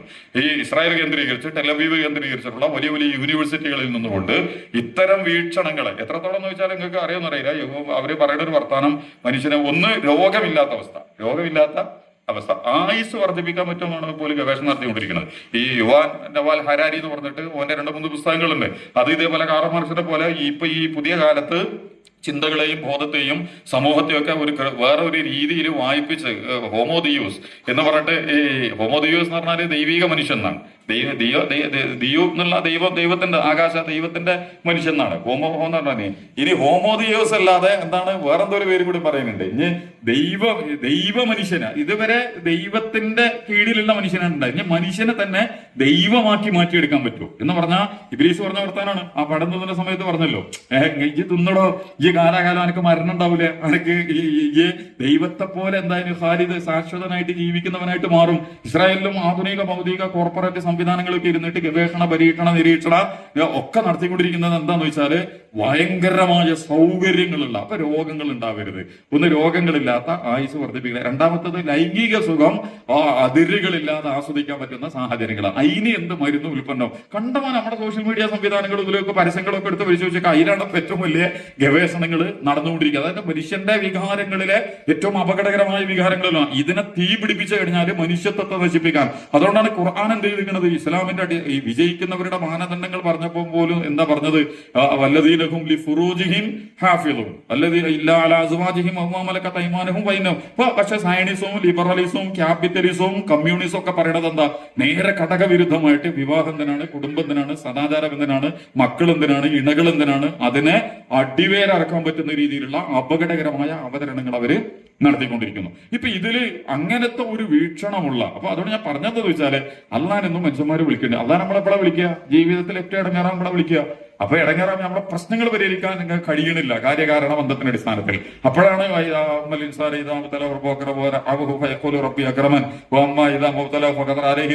അതേപോലെ എന്താണ് നമ്മൾ മുങ്ങും, കൊടുങ്കാറ്റിൽ പെടും, നമ്മൾ ചുട്ടുപൊള്ളി ഇതിലേക്ക് താഴും, നമ്മൾ വെള്ളത്തിൽ ഒലിച്ചു പോവും എന്നൊക്കെ തോന്നുമ്പോഴാണ് ഈശ്വര കർത്താവെ ഭഗവാനെ അള്ളാഹു എന്നൊക്കെ പറഞ്ഞിട്ട് ആര് വിളിക്കുക? മനുഷ്യന്മാര് വിളിക്കുക. അതേസമയം പ്രതിസന്ധികളെ പരിഹരിക്കാൻ പറ്റുന്ന ഒരു വലിയ സിസ്റ്റം വികസിച്ചു കഴിഞ്ഞാൽ നമ്മൾ എന്ത് ചെയ്യും? ഇപ്പൊ നിങ്ങൾ നോക്കിക്കോ, എല്ലാവരും സിസ്റ്റങ്ങൾ വികസിപ്പിച്ചുകൊണ്ടിരിക്കുക. ഭൗതികമായ ഒരു വളർച്ചയുടെ അടയാളമായിരിക്കെ തന്നെ അതിന്റെ പിന്നിലുള്ള അപകടകരമായ ഒരു സാധനം എന്ന് പറയുന്നത്, അപ്പൊ നമുക്ക് ഓരോ മനുഷ്യനും തോന്നും അർഹവസ്ഥകര, ഞാൻ തന്നെയാണ് ഗംഭീരൻ, എനിക്ക് വളരെ ഈശ്വരൻ കർത്താവ് ഭഗവാൻ ഖുദാമെന്ന് പറഞ്ഞിട്ട് ഒരു സാധനത്തിന്റെ പിന്നാലെ പോണ്ട കാര്യമൊന്നും ഇല്ല. മുഹമ്മദ് നബി, ഈസാ നബി, മൂസാ നബി, രാമനെ, കൃഷ്ണനെ, ബുദ്ധനെ, ജൈനനെ ഒന്നും പറയേണ്ട കാര്യമില്ല. ഖുർആനും ബൈബിളും ഗീതയും തൗറാത്തും ഇഞ്ചിയിലും ഭഗവത്ഗീതയൊന്നും വായിച്ചങ്ങാണ്ട് ആത്മീയ ഉത്കർഷങ്ങൾ ഉണ്ടാക്കണം എന്നൊന്നും. കാരണം എന്റെ കാര്യങ്ങൾ നടക്കുന്നുണ്ട്, എന്റെ എല്ലാ കാര്യങ്ങളും ഇവിടെ നടന്നുകൊണ്ടിരിക്കുന്നുണ്ട്. ആ സമയത്തായിരിക്കും. അതുകൊണ്ട് അള്ളാ എന്ന് വിളിക്കാത്ത ഭൗതികമായി മനുഷ്യൻ ജീവിതത്തിന്റെ ഏറ്റവും എന്താണ് ഏറ്റവും ഉന്നതമായ അതിന്റെ ഭക്ഷണ സംഗതികളൊക്കെ വേറെ പറഞ്ഞിട്ടുണ്ട്. ഇപ്പൊ ഒക്കെ നമ്മളെ ബസ്സിൽ നിന്ന് സ്കൂളിൽ നിന്നൊക്കെ കാണാം, ആൺകുട്ടിയും പെൺകുട്ടിയൊക്കെ ഇരുന്നിട്ട് ഉമ്മ കൊടുക്കല്, അതുപോലെ തന്നെ കൊഞ്ചി കൊഴിഞ്ഞ് സംസാരിക്കല്, അത് ഞാൻ ഇതിന്റെയൊക്കെ അപ്പുറം പോകും. അതൊക്കെ ഞാൻ നമ്മൾ കാണാൻ പോണത് റോഡ് കടന്നിട്ട് കുറെ രണ്ടാളും പരിപാടി നടത്തുന്ന കാണും. നമ്മളെ അരുത് എന്ന് പറഞ്ഞാൽ സദാചാര പോലീസ് എന്ന് പറഞ്ഞിട്ട് ഇനി ഇങ്ങടെ ആളുകൾ പിടിച്ചിട്ട് നമ്മളെ മകളോ നമ്മളെ വീണെ നമ്മളെ മാതാവോ അല്ലെങ്കിൽ നമ്മളെ പെണ്ണ അയലോകത്തുള്ളവരൊക്കെ ഈ പണി ആ ഏതോ ഒരുത്തനെ ഇട്ട് ഏതോ ഒരുത്തിയിട്ടൊക്കെ ഇത് നടക്കുന്നത് കണ്ടാൽ അയ്യേന്ന് പറയാം. അപ്പൊ നമ്മൾ വിചാരിക്കും പടച്ചോലെ ഇതെന്താ. അതും പറഞ്ഞിട്ടുണ്ട് റസൂൽ തിരുമേനി സ. അതായത് സദാചാരപരമായി, ധാർമ്മികമായി, മൂല്യപരമായി, മൊറാലിറ്റിയിലൊക്കെ അങ്ങേയറ്റം ഇടിഞ്ഞു പൊളിഞ്ഞ് പിശാചിനെ മാത്രം ഇബാദത്ത് ചെയ്യുന്ന ഒരു ജനത ഉണ്ടാകുമ്പോഴാണ് ഇത് വരുന്നത്. അവിടേക്കാണ് ഇത് കുതിച്ചു പോയിക്കൊണ്ടിരിക്കുന്നത്. അതിന് പറ്റുന്ന ഒരു ലോകഘടന ഉണ്ടാക്കിയെടുക്കുമ്പോൾ ഇതിനാകെ എതിര് നിൽക്കണമെന്ന് ആരുള്ളൂ? ക്രിസ്ത്യാനിറ്റിക്ക് ആഗ്രഹം ഉണ്ടായിരുന്നു, പക്ഷെ ക്രിസ്ത്യാനിറ്റിയെ ഇതെന്ത് ചെയ്തു? വലതാലിലാക്കി. അതേപോലെ തന്നെ ഇപ്പൊ ഇനി ഈ ഇന്ത്യയിലെ സംവിധാനങ്ങൾ, മതഭേദ ദർശനം ഒക്കെ വെച്ചിട്ട് ഓൽക്കും കുറച്ചൊക്കെ മുന്നോട്ട് പോകാൻ കഴിയും. പക്ഷെ അതിനെയും അതിന്റെ പുറത്ത് കയറി ഇരുന്നിട്ട് ഇതിനും സംഘപരിവാരം ശരിക്കും അത് തന്നെയാണ്. പക്ഷെ ഹൈന്ദവ വേദങ്ങളും പ്രമാണങ്ങളും ഒക്കെ വെച്ചിട്ടും ഇത് കുറച്ച് ഉണർവും ഉത്തേജനവും ഒക്കെ കൊടുത്തിട്ട് മനുഷ്യനെ ഏകീകരിക്കാൻ അതിനൊക്കെ പറ്റുന്ന പല സാധനങ്ങളും ഉണ്ടായിരുന്നു. ഇനി ആ നിലക്ക് അതിന് മുന്നോട്ട് പോകില്ല. അപ്പൊ മാത്രമല്ല ക്രിസ്ത്യാനിറ്റി പോവുകയും ചെയ്തു. ഇനി ഇസ്ലാമിനെ എവിടെ വെച്ചിട്ട് കൈകാര്യം ചെയ്യണം? അതിന് പറ്റുന്ന ടീം RSS ആണ്, സംഘപരിവാരാണ്. ഇന്ത്യയിൽ മൊത്തം നടക്കുന്ന ഓപ്പറേഷനുകളും കേരളത്തിന്റെ ഉള്ളിലേക്ക് വന്നാലും നമ്മൾ അതിന്റെ ഏറ്റവും ഭീകരമായ അതിന്റെ എല്ലാ നീരാളി കൈകളും മനുഷ്യനെ പിടിമുറുക്കിക്കൊണ്ടിരിക്കുന്ന കാഴ്ചകൾ നമ്മൾ കണ്ടുകൊണ്ട് അതിന്റെ തന്നെ ആളുകളെ ശരിക്കും മുസ്ലിം എന്നുള്ളവർക്ക് നമ്മൾ പേടിക്കേണ്ട കാര്യമൊന്നുമില്ല. നമുക്ക് പേടിക്കാൻ പറഞ്ഞാൽ പരീക്ഷണങ്ങൾ ഉണ്ടാകാം. പക്ഷെ നമ്മളെക്കാൾ ഇതിന്റെ നഷ്ടം, ഇതിന് വില കൊടുക്കാൻ പോകുന്നത് ഇന്ത്യയിലെ പൊതുസമൂഹം എന്ന് പറയുന്നതാണ്. ഇന്ത്യയിലെ പൊതുസമൂഹത്തിന്റെ ഏറ്റവും എല്ലാ അവകാശങ്ങളെയും അപകടകരമായ രീതിയിൽ തകിടം മറിക്കാൻ പോകുന്ന ഒരു ഘടനയിലേക്ക് സംഘപരിവാരം അതിന്റെ റിമോട്ട് കൺട്രോൾ പ്രവർത്തനങ്ങൾ ഇപ്പൊ പരസ്യമായിട്ട് ചെയ്യാൻ തുടങ്ങി, പ്രവർത്തിക്കാൻ തുടങ്ങി. ആർക്കെങ്കിലും അയ്യെന്ന് പറയാൻ എന്തെങ്കിലും പറയും. ഇപ്പൊ നമ്മൾ നേരത്തെ പറഞ്ഞ പോലെ നമ്മുടെ ദാവൂദ് സാഹിബ് ചോദിക്കുന്നുണ്ടല്ലോ, ഇതിൽ ഏതെങ്കിലും ഒരു രാഷ്ട്രീയ നേതാവ് പറയണ്ടേ ഇത് ഇങ്ങനെ സംഭവിച്ചിട്ടുണ്ട്, തിരുവനന്തപുരത്ത് ഇങ്ങനെയാണ് സംഭവിച്ചത്, ഈ ഗുരുവായൂർ ഇങ്ങനെ സംഭവിച്ചത്, പാലക്കാട് ഇങ്ങനെയാണ് സംഭവിച്ചിട്ടുള്ളത്, തൃശ്ശൂർ ഇങ്ങനെയാണ് സംഭവിച്ചിട്ടുള്ളത്, ഈ വോട്ട് ചോരിയുമായി ബന്ധപ്പെട്ടത് അടക്കമുള്ള പ്രശ്നങ്ങൾ. ഇപ്പൊ ഏറ്റവും അവസാനം ഇപ്പൊ നമ്മളാ കണ്ട ഒരു കൊലപാതകം ഉണ്ടല്ലോ, വളരെ കേരളത്തെ സംബന്ധിച്ചിടത്തോളം കേരളത്തെ UP നിലവാരത്തിലേക്ക് എത്തിക്കുന്നതാണ് അവർ പറഞ്ഞുകൊണ്ടിരിക്കുന്നത്. അപ്പൊ അവിടേക്ക് എത്തിക്കൊണ്ടിരിക്കണം ഇപ്പൊ കേരളം. UP പോലെ ആക്കും. അവിടെ അടിച്ചുകൊല്ലലുണ്ട്, തല്ലിക്കൊല്ലലുണ്ട്, ബുൾഡോസർ ഉണ്ട്. അതായത് ജാതി മതം വർഗവും സമുദായമൊക്കെ നോക്കിയിട്ട് കൈകാര്യം ചെയ്യുന്ന ഒരു പറയുമ്പോൾ അർത്ഥവത്തായ രീതി തന്നെയാണ് പറഞ്ഞത്. അല്ലാതെ അവിടെ വേറെ എന്താ ഉള്ളത്? ആരോഗ്യ പുരോഗതിയില്ല, വിദ്യാഭ്യാസ പുരോഗതിയില്ല, ഗതാഗതമില്ല, സാമൂഹിക പുരോഗതികളില്ല. ഇന്ത്യയിലെ ഏറ്റവും വൾഗർ സംസ്ഥാനങ്ങളിൽ ഒന്നായിട്ടാണ് ആ സാഹചര്യം നിലനിന്നുകൊണ്ടിരിക്കുന്നത്. അപ്പൊ UP പോലെ ആക്കും എന്ന് പറയുന്നതിന്റെ അർത്ഥം അവിടേക്ക് ഇയാളെ കൊണ്ടുപോകും. ഇനി ഇത് നടന്നു കഴിഞ്ഞാൽ ഇപ്പൊ എന്താ സംഭവിക്കുന്നത്? ഇപ്പോഴും പറയുന്നത് FIR കാര്യമായ ഒരു സാധനം വെച്ചിട്ടില്ലേ? അത് നമ്മൾ നേരത്തെ പറഞ്ഞ പോലെ എല്ലാ ക്രിമിനൽ കുറ്റകൃത്യങ്ങളുടെയും അണ്ടർഗ്രൗണ്ട് സൈഡിസവും RSSും ആയതുകൊണ്ട് ഒന്നും സംഭവിക്കാൻ പോണില്ല, ഒരു പണി ഇവര് ചെയ്യാൻ പോണില്ല. അപ്പൊ ഞാൻ പറഞ്ഞത് ഇങ്ങനെയുള്ള ഒരു പ്രത്യേകമായ അന്തരീക്ഷം നമ്മുടെ മുമ്പിലുണ്ട്. കേരളത്തിലെ CPM-നെ സംബന്ധിച്ചിടത്തോളം CPM-നെ കുറിച്ച് നമ്മൾ നന്നായിട്ട് പേടിക്കേണ്ടത്, കേരളത്തിലെ CPM കേവലം ഒരു RSSന് വേണ്ടി മാത്രമല്ല, അപകടകരമായ കളി നമ്മൾ നേരത്തെ പറഞ്ഞ ഈ ക്രിസ്ത്യൻ സയനിസം, ഇസ്ലാമിക് സയനിസം, അതുപോലെ ഹിന്ദു സയനിസം, എന്നപോലെ ഈ കമ്മ്യൂണിസ്റ്റ് സയനിസമാണ് ഇപ്പൊ കേരളത്തിലെ അണ്ടർഗ്രൗണ്ട് അജണ്ടകൾ റിമോട്ട് ചെയ്തുകൊണ്ടിരിക്കുന്നത്. അതുകൊണ്ടാണ് ഒരു തിരുത്തലോ നികത്തലോ ഒരുത്തലോ ഒന്നും അതിൻ്റെ ഉള്ളിൽ സംഭവിച്ചുകൊണ്ടിരിക്കണില്ല. രണ്ട് കാര്യങ്ങളും ചിലപ്പോൾ അതിൻ്റെ ഉള്ളിൽ ഉണ്ടാവുന്നതാണ് നമ്മൾ മനസ്സിലാക്കേണ്ടത്. ഒന്നുകിൽ വിഡ്ഢികളല്ല അവര്, കാരണം കമ്മ്യൂണിസ്റ്റുകാർ വിഡ്ഢികളൊന്നുമല്ല. RSSനെ പോലെ തന്നെ കൂർമ്മ ബുദ്ധിയുള്ള ഏറ്റവും അപകടകരമായ കുതന്ത്രങ്ങളും കാപട്യങ്ങളും കള്ളത്തരങ്ങളും പ്രയോഗിച്ച് പരിചയമുള്ളവരാണ് കമ്മ്യൂണിസ്റ്റുകാർ എന്ന് പറയുന്നത്. എല്ലാ തലങ്ങളിലും, അകത്തളങ്ങളിലും ബാഹ്യമായിട്ടും. അതുപോലെ അവരുടെ ഒരു മൊത്തം ഘടനെടുത്ത് ഒരു ഭാഗത്ത് വളരെ മാന്യതയും അതുപോലെ തന്നെ വൃത്തിയും മാനവികതയും മനുഷ്യത്വം ഒക്കെ ഉണ്ടായിരിക്കെ തന്നെ അകത്തളങ്ങളിൽ നമ്മൾ വിചാരിക്കുന്നതിനേക്കാൾ അപകടകരമായ വർഗീയ, സാമുദായിക, ജാതീയ, സദാചാര, സാമ്പത്തിക എല്ലാ കള്ളക്കളികളും ഒരു മടിയുമില്ലാതെ കളിക്കാൻ പ്രശ്നമില്ല. കാരണം എന്താ വെച്ചാൽ അല്ലല്ലോ, അല്ല അല്ലെങ്കിൽ ഈശ്വരൻ, കർത്താവ്, ഹുദാ, ഗോഡ് അല്ലെങ്കിൽ ഗീത, ഖുർആൻ, ബൈബിൾ നോക്കേണ്ട കാര്യമില്ല. തനി ഭൗതികമായ ഒരു വായന മാത്രം നടത്തി ആ സ്വഭാവത്തിലേക്ക് വ്യക്തികളെയും സമൂഹത്തിലേക്ക് പരിവർത്തിപ്പിക്കാൻ ആഗ്രഹിക്കുന്ന ഒരു സംഘടന, ഇതൊക്കെ നമുക്ക് അറിയുന്ന സാധനങ്ങളാണ്. അപ്പൊ അതുകൊണ്ട് തന്നെ അവരെ സംബന്ധിച്ചിടത്തോളം എല്ലാ ഈ RSS ചെയ്യുന്നത് പോലെ തന്നെ യാതൊരു സത്യസന്ധതയും. അതുകൊണ്ട് നമ്മൾ നേരത്തെ പറഞ്ഞ ഈ തൃശ്ശൂർ നടന്നാണെങ്കിലും ശരി, തിരുവനന്തപുരത്ത് കോഴിക്കോട് കോർപ്പറേഷനിലും തിരുവനന്തപുരം കോർപ്പറേഷനിലും ഒക്കെ നടന്ന CPM ആണ് ആ വിഭജനങ്ങൾ നടത്തിയിട്ടുള്ളത്.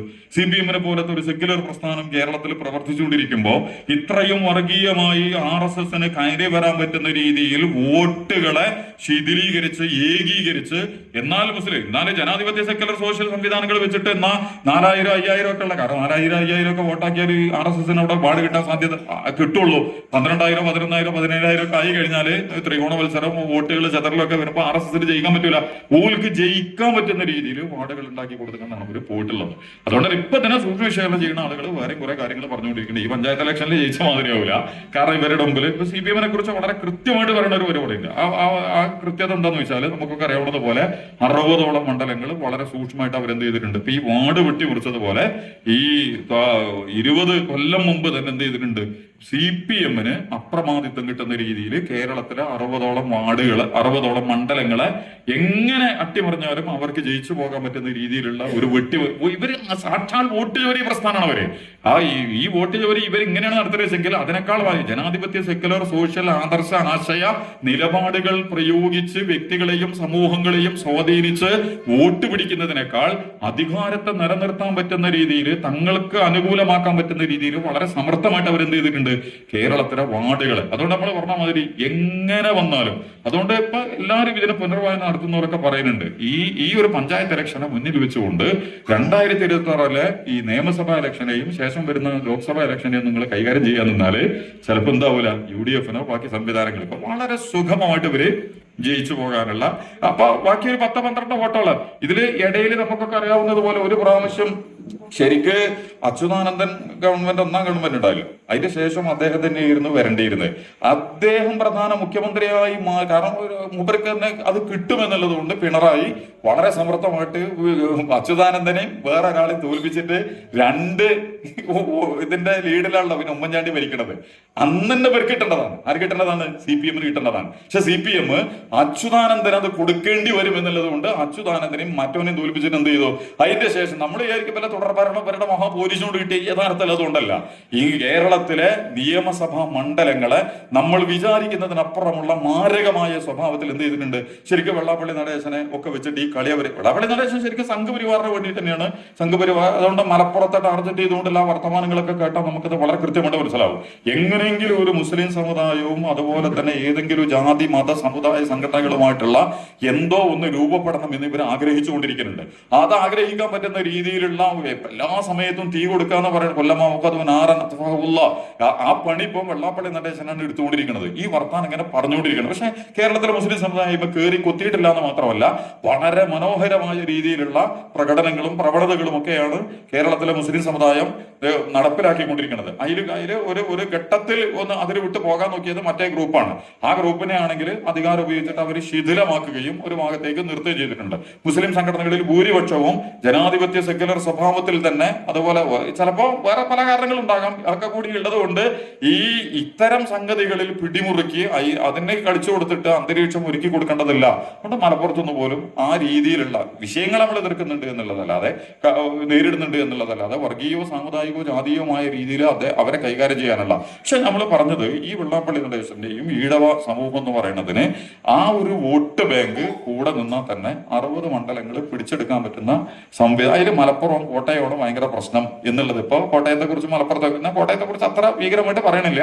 മലപ്പുറത്തെ കുറിച്ച് CPM അടക്കം വളരെ വലിയ പ്രോപ്പഗണ്ട പ്രചരണങ്ങൾ അഴിച്ചുവിട്ടുകൊണ്ടിരിക്കുന്നുണ്ട്. അപ്പൊ ഞാൻ പറഞ്ഞത് 60 മണ്ഡലങ്ങൾ പിടിച്ചെടുക്കാൻ പറ്റുന്ന നല്ലൊരു സാഹചര്യം അവരുണ്ടാക്കി വെച്ചിട്ടുണ്ട്. അതിനെയും കൂടി അതിജീവിക്കാൻ കഴിയുന്ന രീതിയിൽ ഇതൊക്കെ ഒരു അണ്ടർഗ്രൗണ്ടിൽ നടത്തുന്ന പ്രവർത്തനം. എന്നിട്ട് ഒരു പുറത്ത് വന്നിട്ട് എന്ത് ചെയ്യുക? ഭയങ്കര സെക്യുലറിസം, സോഷ്യലിസം, സാധാരണക്കാരൻ, ഓന്റെ അവകാശങ്ങൾ, അതിന്റെ സംരക്ഷണങ്ങൾ, പിന്നെ ഇങ്ങോട്ട് ജമാഅത്ത് ഇസ്ലാമി അടക്കമുള്ള മുസ്ലിം ശരിക്കും ജമാഅത്ത് ഇസ്ലാമിനെ എല്ലാവരും കൈകാര്യം ചെയ്യുന്നത് കേരളത്തിലെ മുസ്ലിം ഉമ്മത്തിനെ തന്നെയാണ്. കാരണം ഇന്ത്യയിലെ മുസ്ലിം ഉമ്മത്തിൽ വളരെ പ്രത്യേകമായ ഒരു കൂട്ടരാണ് കേരളത്തിലെ മുസ്ലിമീങ്ങൾ എന്ന് പറയുന്നത്. വിഭജനത്തിന്റെ അതിഗംഭീരമായ നോവുകൾ വല്ലാതെ ഏൽക്കേണ്ടി 921 കേരളത്തിലെ മുസ്ലിങ്ങളിലെ ഒരു ഭീകരാനുഭവം എന്ന് പറയുന്നത്. 921 കാലത്ത് നടന്ന സംഘർഷങ്ങളും പോരാട്ടങ്ങളും സ്വാതന്ത്ര്യ സമര സംഗതികളും അതിനെ തുടർന്ന് ഉണ്ടായിട്ടുള്ള തിരിച്ചടികളുമാണ് കേരളത്തിലെ മുസ്ലിമീങ്ങൾക്ക് കഴിഞ്ഞു പോയിട്ടുള്ള വലിയൊരു ബുദ്ധിമുട്ട് എന്ന് പറയുന്നത്. അതല്ലാത്ത രീതിയിൽ മുസ്ലിങ്ങൾക്കെതിരെ ഈ ഇന്ത്യ പാക് വിഭജനമോ അല്ലെങ്കിൽ മറ്റു സംഗതികളോ നമ്മുടെ മുമ്പിലേക്ക് വന്നിട്ടില്ല. അതുകൊണ്ട് അതിൽ നിന്ന് സുരക്ഷിതമായ കേരളത്തിലെ മുസ്ലിമീങ്ങൾ പിന്നീട് ഗൾഫ് പ്രവാസം കൂടി സംഭവിച്ചതോടുകൂടി വളരെ മനോഹരമായ രീതിയിലുള്ള വിദ്യാഭ്യാസ, സാംസ്കാരിക, സാമൂഹിക, വ്യാവസായിക എല്ലാ രംഗത്തും ഒരു ഉയർന്ന ഘടനയിലേക്ക് മുസ്ലിങ്ങൾ സഞ്ചരിക്കാൻ തുടങ്ങിയത് ഇവർ നിരീക്ഷിച്ചുകൊണ്ടിരിക്കുന്നുണ്ട്. എന്ന് മാത്രമല്ല, കേരളത്തിലെ മുസ്ലിം സംഘടനകളും കേരളത്തിലെ സാമൂഹിക സാംസ്കാരിക സംഘടനകളും ഒക്കെ കൂടിയിട്ട് എന്ത് ചെയ്യുന്നുണ്ട്? ഇപ്പോ ഹരിയാന മുതൽ ബംഗാൾ മുതൽ UP അടക്കമുള്ള എല്ലാ ഉത്തരേന്ത്യൻ സംസ്ഥാനങ്ങളിലൊക്കെ പോയിട്ട് ഇവിടുന്ന് കിട്ടുന്ന ഒരു ഊർജം, അതിൽ നിന്ന് കിട്ടിയിട്ടുള്ള നമ്മുടെ അനുഗ്രഹങ്ങൾ അത് അവിടെ കൊണ്ടുപോയിട്ട് വിനിയോഗിക്കുന്നത് അടക്കമുള്ള വലിയ ഒരു എന്താ പറയാ പരീക്ഷണം തന്നെ മുസ്ലിം സംഘടനകൾ, നമ്മള് വിഷനൊക്കെ പറഞ്ഞിട്ട് ജമാഅത്ത് ഇസ്ലാമി പോലത്തെ പ്രസ്ഥാനങ്ങൾ മുന്നിൽ സഞ്ചരിച്ചു. ഇപ്പൊ എല്ലാ സംഘടനകളും എന്ത് ചെയ്യുന്നുണ്ട്? ഉത്തരേന്ത്യ ബേസ് ചെയ്തുകൊണ്ട് ഇന്ത്യൻ മുസ്ലിമീങ്ങളെയും അവിടുത്തെ പൊതു സാമൂഹിക ഘടനയിലും മാറ്റം വരുത്താൻ വേണ്ടിയിട്ട് ഭയങ്കരമായ വിദ്യാഭ്യാസ, സാമൂഹിക, സാമ്പത്തിക ഉയർച്ച കളിക്കുക. അപ്പൊ ഇങ്ങനെയുള്ള അങ്ങനെ ഒരു ലീഡിംഗ് റോളിലേക്ക് കയറി വരുന്ന കേരളത്തിലെ മുസ്ലിമീങ്ങളെ അടക്കുക, ഒതുക്കുക, തകർക്കുക എന്നുള്ളത് നമ്മൾ നേരത്തെ പറഞ്ഞ ആഗോളതലത്തിൽ മുസ്ലിം നവോത്ഥാനത്തെ വളരെ സൂക്ഷ്മമായിട്ട് കൈകാര്യം ചെയ്തുകൊണ്ടിരിക്കുന്ന സയനിസം മുതൽ അതിന്റെ ഏറ്റവും അപകടകരമായ ഉൽപ്പന്നങ്ങളിലൊന്നായ കമ്മ്യൂണിസ്റ്റ് പ്രസ്ഥാനം അടക്കം RSS അടക്കമുള്ളവർ എന്ത് ചെയ്യുന്നുണ്ട്? കേരളത്തിലെ മുസ്ലിമീങ്ങളെ നന്നായിട്ട് ടാർഗറ്റ് ചെയ്തിട്ട് മുന്നോട്ട് പോകാനുള്ള ഒരു പ്ലാനുകൾ അണ്ടർഗ്രൗണ്ടിൽ. അതുകൊണ്ടാണ് എല്ലാ സംഗതികൾ വരുമ്പോഴും ഇത്രയും നമ്മൾ എന്താണ് ഇങ്ങനെയൊക്കെ പറയുമ്പോഴും ഇവർ മറിച്ച് പറയാത്തത്? എന്തെങ്കിലും ഒന്ന് എതിർക്കുക, അങ്ങനെ ഉണ്ടല്ലോ, ഒരു താഴ്ന്ന ലെവലിലുള്ള ഒരു വർത്തമാനങ്ങൾ പോലും വർഗീയവും സാമുദായികവും ജാതിയുമായിട്ട് വരുന്ന ഇതരരിൽ നിന്ന് പ്രത്യക്ഷപ്പെട്ടുകൊണ്ടിരിക്കുന്ന ഒരു എതിർപ്പുകളെ സംബന്ധിച്ചും ഒരു വർത്തമാനം CPM-ന്റെ ഭാഗത്തു നിന്നോ, അതിൽ ചിലപ്പോൾ ഈ കോൺഗ്രസ് അടക്കമുള്ളവർ പോലും അതിലൊരു മാപസാക്ഷ്യത്തിലൂടെ നിൽക്കുന്നത്. അപ്പൊ പിന്നെ VT സതീശൻ വന്നിട്ട് ഒരു പ്രത്യേക രീതിയിലൊക്കെ ചിലതിനൊക്കെ മേക്കപ്പ് ചെയ്ത് പറഞ്ഞുകൊണ്ടിരിക്കുന്നുണ്ട്. അതേസമയം കോൺഗ്രസിന്റെ അകത്തലങ്ങളിൽ പോലും അത്ര പക്ഷെ പുതിയൊരു തലമുറ ഉണ്ട് കേട്ടോ, അത് നമ്മൾ നിരീക്ഷിക്കേണ്ടതാണ്. ജിൻഡോ, അതുപോലെ തന്നെ ഇപ്പൊ ഈ പറഞ്ഞ രാഹുൽ ഉണ്ടായിരുന്നു. രാഹുലൊക്കെ അങ്ങനെ ഉണ്ടല്ലോ, അവർക്ക് ഭയങ്കര തിരിച്ചടി സോഷ്യൽ മീഡിയ സംവിധാനങ്ങളിലും ഈ പുതിയ ന്യൂ ജനറേഷൻ സംവിധാനങ്ങളിലും ഒക്കെ ഗംഭീരമായിട്ട് ഇപ്പൊ CPM-ന് ഇല്ലാത്ത ഒരു വലിയ യുവജന നിര എന്ന് പറയുന്നത് കോൺഗ്രസിനെ സംബന്ധിച്ചിടത്തോളം കേരളത്തിന്റെ രാഷ്ട്രീയ മണ്ഡലത്തിലേക്ക് മുന്നിലേക്ക് വളരെ ശക്തമായിട്ട് രംഗത്ത് വന്നിരുന്നു. അതുകൊണ്ട് അവര് വളരെ സമർത്ഥമായിട്ടാണ് ഇപ്പൊ ആ പെണ്ണ് കേസൊക്കെ കൊണ്ടുവന്നിട്ട് രണ്ട് തരത്തിൽ അതിന്റെ വളർന്നു വരുന്ന നേതാക്കന്മാരെ ഒതുക്കാം, രണ്ടാമത്തത് അതിന്റെ ഒരു ധാർമ്മികമായ കരുത്തിനെയും തകർക്കാൻ പറ്റുമെന്നുള്ള രീതിയിലാണ് അത്തരം രംഗത്തെ. ആ വിഷയത്തിലൊന്നും CPM ഒരു വിഷയം ഉന്നയിക്കേണ്ട കാര്യമില്ല, കാരണം ലിബറലാണ് പോലെ കാഴ്ചപ്പാട് എന്ന് പറയുന്നത്. ആരപ്പം പോയി, എന്തിനു പോയി, എവിടെ പോയി, ഇതൊന്നും വ്യക്തി സ്വാതന്ത്ര്യത്തില് ഇടപെടാൻ പാടില്ല എന്നുള്ളതാണ് അവരുടെ ഏറ്റവും പ്രധാനപ്പെട്ട കാഴ്ചപ്പാട് എന്ന് പറയുന്നത്. പക്ഷെ അങ്ങനത്തെ ഒരു സംഘം ആ ഒരു വിഷയത്തെ എങ്ങനെയാണ് കേരളത്തിൽ പഠിപ്പിച്ചെടുത്തത് എന്ന് പരിശോധിക്കുമ്പോൾ കോൺഗ്രസിന്റെ പിന്നെ പറഞ്ഞെന്താന്ന് വെച്ചാൽ യഥാർത്ഥത്തിൽ മുഖ്യധാര രാഷ്ട്രീയ പ്രസ്ഥാനങ്ങൾ അടക്കം മുസ്ലിങ്ങളെ പ്രതിസ്ഥാനത്ത് വരുന്ന വർത്തമാനങ്ങളോ സംഗതികളോ വരുമ്പോൾ ആർജവത്തോടെ എഴുന്നേറ്റ് നിന്ന് അത് ഇന്നതാണ്, അത് അങ്ങനെയല്ല, ഇതാണ് വേണ്ടത് എന്ന് ചിലതൊക്കെ പറഞ്ഞ ആ നിമിഷം കൊണ്ട്. ഇപ്പൊ മലപ്പുറം ജില്ലയെ കുറിച്ച് വെള്ളാപ്പള്ളി പറയുമ്പോൾ ഒരൊറ്റ കണക്ക് CPM പറഞ്ഞാൽ മതി, അല്ലെങ്കിൽ മലപ്പുറം ജില്ലയിലെ CPM-ന് ഉണ്ടാതിരിക്കുകയാണ്. മലപ്പുറം ജില്ലയിൽ CPM-മാരുണ്ടാവുമല്ലോ, അവര് പറയണല്ലോ ഒരു വർത്തമാനം. ഈ മാപ്പിളാക്കളോ അല്ലെങ്കിൽ പുറത്തുക്കണമല്ലോ ഏതെങ്കിലും ഇതല്ല മലപ്പുറം ജില്ല, മലപ്പുറം ജില്ലയിൽ ഇതിനപ്പുറമുള്ള കാര്യങ്ങളുണ്ട്, നിങ്ങൾ വിചാരിക്കുന്നത് പോലെയല്ല മലപ്പുറം ജില്ല. അതുകൊണ്ട് വെള്ളാപ്പള്ളി നടേശനും SNDP-യുടെ മറവിലെ ഒളിവിൽ നിന്നിട്ട് സംഘപരിവാരത്തിന് വേണ്ടി ഈ കഞ്ഞി വെക്കേണ്ടതില്ല, അടുക്കളയിൽ പാചകം ചെയ്യേണ്ടതില്ല എന്ന് പറയാൻ ആര് ധൈര്യം കാണിക്കണം? ഈ CPM-ന്റെ മലപ്പുറം ജില്ല ഒരു വർത്തമാനമില്ല. മലപ്പുറം ജില്ലയിൽ CPM-മാർക്ക് അറിയാലോ മലപ്പുറം ജില്ല എന്താണെന്നുള്ളത്. അതായത് മുസ്ലിം ലീഗിനെ തോൽപ്പിക്കാൻ വേണ്ടി പോലും അടക്കം മുസ്ലിം സമുദായത്തിലെ സംഘടനകളും വ്യക്തികളും ഒക്കെ CPM-നോട് സഹകരിക്കുന്ന പ്രദേശമാണ്. ഇത്രയും സംഗതികളുണ്ട്. ഇപ്പോഴും പുതിയ ജനറേഷനിലൊക്കെ ധാരാളം ആളുകൾ അവരുടെ പിന്നാലെ പൊടിയും വെട്ടിയൊക്കെ ഇങ്ങോട്ട് പോകാൻ പല സംഗതികളും നടത്തി വെക്കിയിട്ടുണ്ട്. ഇതൊക്കെ അറിയാവുന്ന CPM-ന്റെ ഭാഗത്ത് നിന്ന് പോലും മലപ്പുറം ജില്ലയെ മുന്നിൽ വെച്ചുകൊണ്ട് കേരളത്തിൽ നടക്കുന്ന ഈ ഒരു പ്രചരണത്തെ ഒരു രീതിയിൽ കൈകാര്യം ചെയ്യാനുമുള്ള ഒരു എതിർപ്പുകളില്ല. ഒരു വളരെ സൗമ്യ ശാന്തതയുണ്ട്. എന്നിട്ട് നമ്മൾ നേരത്തെ പറഞ്ഞ മാതിരി ജമാഅത്തെ ഇസ്ലാമിയാണ് എല്ലാറ്റിന്റെയും കാരണക്കാര്. ഇനി മഴ പെയ്താൽ അതിന്റെ കാരണമാണ്, വെയിലറിക്കണ അതിന്റെ കാരണമാണ്, എന്താണ് മഞ്ഞ് പെയ്യണത് അതിന്റെ കൊണ്ടാണ്, ഇവിടെ വരൾച്ചെണ്ണാണ് അതുകൊണ്ടാണ്, കൂടുതൽ മഴ പെയ്യണ എല്ലാ സംഗതിക്കും. ഇത് ശരിക്കും ആഗോളതലത്തിൽ തന്നെ നമുക്കറിയാവുന്നത് പോലെ ഇസ്ലാമിക പ്രസ്ഥാനങ്ങളെ മുന്നിൽ വെച്ചുകൊണ്ട് സയണിസവും ഇമ്പീരിയലിസവും ക്യാപിറ്റലിസവും ഫാസിസവും ഈ നാസിസവും ഒക്കെ വികസിപ്പിച്ച അവരുടെ പ്രോപ്പഗണ്ട മെഷീനറികൾ ഉപയോഗിച്ച് വളരെ സമർത്ഥമായി ചെയ്തുകൊണ്ടിരിക്കുന്ന അതിൽ പിന്നെ മർമ്മത്തിലടിക്കുക ജമാഅത്തെ ഇസ്ലാമിനെ അടിക്കുമ്പോൾ ഒരു ഗുണം എന്താണെന്ന് വെച്ചാല് ജമാഅത്തെ ഇസ്ലാമിയാണ് അതിന്റെ പൂർണ്ണതയുള്ള ഒരു ഇസ്ലാമിനെ പ്രതിനിധീകരിച്ചുകൊണ്ടിരിക്കുന്നത് എന്നുള്ളത് ഇവർക്ക് നന്നായിട്ട് ബോധ്യമുണ്ട്. അടി എവിടെ കൊടുക്കണം? തലക്കടിച്ചാലേ പാമ്പ് ചാവുള്ളൂ. എന്റെ വാലിനടിച്ചോണ്ടോ നടുവിലടിച്ചോണ്ടോ പാമ്പിന് ജീവൻ പോകാൻ സാധ്യതയില്ല. അതുകൊണ്ട് അടിക്കേണ്ടത് തലക്കാണ് എന്നുള്ള നിലക്ക് വളരെ കൃത്യമായിട്ട് തന്നെ തമാശ രൂപേണ എന്ന് നമ്മൾ വിശ്വസിക്കുമ്പോൾ തന്നെ അതിന്റെ അപ്പുറത്തേക്ക് ഇസ്ലാമിക നവോത്ഥാനത്തെയും ഇസ്ലാമിക ഉയർത്തെഴുന്നേൽപ്പിനെയും ഇസ്ലാമിക മൂല്യങ്ങളിലേക്കുള്ള മുസ്ലിം സമൂഹത്തിന്റെയും സംഘടനകളുടെയും സഞ്ചാരത്തിന്റെയും ഒക്കെ പിന്നിൽ നമ്മൾ റിമോട്ട് ചെയ്തിട്ടൊന്നുമല്ല. നമ്മൾ നമ്മളുടേതായ രീതിയിൽ മുന്നോട്ട് പോകുമ്പോൾ തന്നെ കേരളത്തിലെ മുസ്ലിം സമൂഹത്തെയും കേരളത്തിലെ മതേതര സമൂഹത്തെയും ഒക്കെ ജമാഅത്തെ ഇസ്ലാം എന്ത് ചെയ്തുകൊണ്ടിരിക്കുന്നുണ്ട്? സ്വാധീനിച്ചുകൊണ്ടിരിക്കുന്നുണ്ട്. കേരളത്തിൽ ചിലപ്പോൾ കമ്മ്യൂണിസ്റ്റ് പ്രസ്ഥാനം സ്വാധീനിക്കുന്നതിനേക്കാൾ ഈ ഒരു ചെറിയ സംഘം, വളരെ ചെറിയ സംഘമാണ് ശരിക്കും ജമാഅത്തെ ഇസ്ലാമി. ആ ഒരു സംഘത്തിന്റെ നിലപാടുകള്, നടപടികള്, അവതരണങ്ങള്, പ്രബോധനങ്ങള്, പ്രയോഗങ്ങള്, പ്രചരണങ്ങള്, അവരുടെ ഓരോ സംവിധാനങ്ങള്, ഇതൊക്കെ തന്നെയും കേരളത്തിന്റെ പൊതു സാമൂഹിക ഘടനയിൽ വളരെ വലിയ സ്വാധീനം ചെലുത്തിക്കൊണ്ടിരിക്കുന്നു എന്നുള്ളത് CPM-നും RSS-നും വേറെ ആരും മനസ്സിലാക്കി കൊടുക്കേണ്ടി വരില്ല. ലീഗിനും അതുപോലെ തന്നെ കോൺഗ്രസിനും ഒക്കെ മനസ്സിലാകാൻ ചിലപ്പോൾ കുറെ സമയം എടുത്താൽ പോലും CPM-നും RSS-നും അത് വളരെ നേരത്തെ മനസ്സിലായിട്ടുണ്ട്. അതുകൊണ്ട് കേരളത്തിന്റെ ഈ ഒരു അന്തരീക്ഷത്തിൽ നമ്മളെ മുന്നിൽ നിർത്തിയിട്ട് നമ്മൾ മതരാഷ്ട്രവാദികളാണ്. എന്റെ വിശദീകരണത്തിലേക്ക് നമ്മൾ കൂടുതൽ മതരാഷ്ട്രവാദം എന്ന് പറഞ്ഞാൽ അങ്ങനെ ഒരു സാധനം തന്നെ മനസ്സിലാക്കില്ല. നമ്മളെവിടെയെങ്കിലും അങ്ങനെ എന്തെങ്കിലും ഒരു വർത്തമാനം നമ്മൾ പറഞ്ഞിക്കണമെന്നുള്ളത് എവിടെ നമ്മൾ പറഞ്ഞില്ല. മതരാഷ്ട്രം ഉണ്ടാക്കാൻ വേണ്ടിയിട്ടാണ് നമ്മളെ. എന്താണ് ഇപ്പൊ ഈ മതരാഷ്ട്രം എന്ന് പറഞ്ഞാൽ? ഞാൻ അങ്ങനെ പറയുകയാണെങ്കിൽ അതിന്റെ വേറെ വ്യാഖ്യാനങ്ങളൊക്കെ നമുക്ക് സമർത്ഥമായിട്ട് അവരോട് CPM-നോട് അടക്കം ഈ നമ്മൾ നേരത്തെ പറഞ്ഞല്ലോ, ഖുർആനിൽ ഇപ്പൊ ദീൻ എന്ന് പറയുന്നത് ഒരു ആശയത്തെയും ദർശനത്തെയും അതിന്റെ പ്രയോഗത്തെയും അതിനു വേണ്ടി എന്താ പറയാ സമ്മതിച്ചു കൊടുക്കുന്ന, അതിന് കീഴൊതുങ്ങുന്ന ആ നിലപാടുകൾക്ക് വഴങ്ങി കൊടുത്തിട്ടുള്ള സംഘത്തിനാണ് ദീൻ അംഗീകരിച്ചവരെന്ന് ഖുർആനിൽ ശരിക്കും പറഞ്ഞു. നമ്മൾ തമാശക്ക് പറയുന്നുണ്ട്, ഈ പഴയ മലയാളത്തിലൊക്കെ അസുഖം ബാധിച്ച ദീനായി കിടക്കാന്ന് പറയുന്നത് നമ്മളെ നാട്ടിലൊക്കെ പറഞ്ഞില്ലായിരുന്നു അല്ലെ? അസുഖം ബാധിച്ച നമ്മളെന്താ പറയല്? ദീനായിട്ട് കിടക്കുകയാണെന്ന് പറയും. അപ്പൊ എനിക്കത് ആദ്യം മനസ്സിലായില്ല. എന്താണ് ദീനായിട്ട് കിടക്കാന്ന് പറഞ്ഞാൽ എന്താ?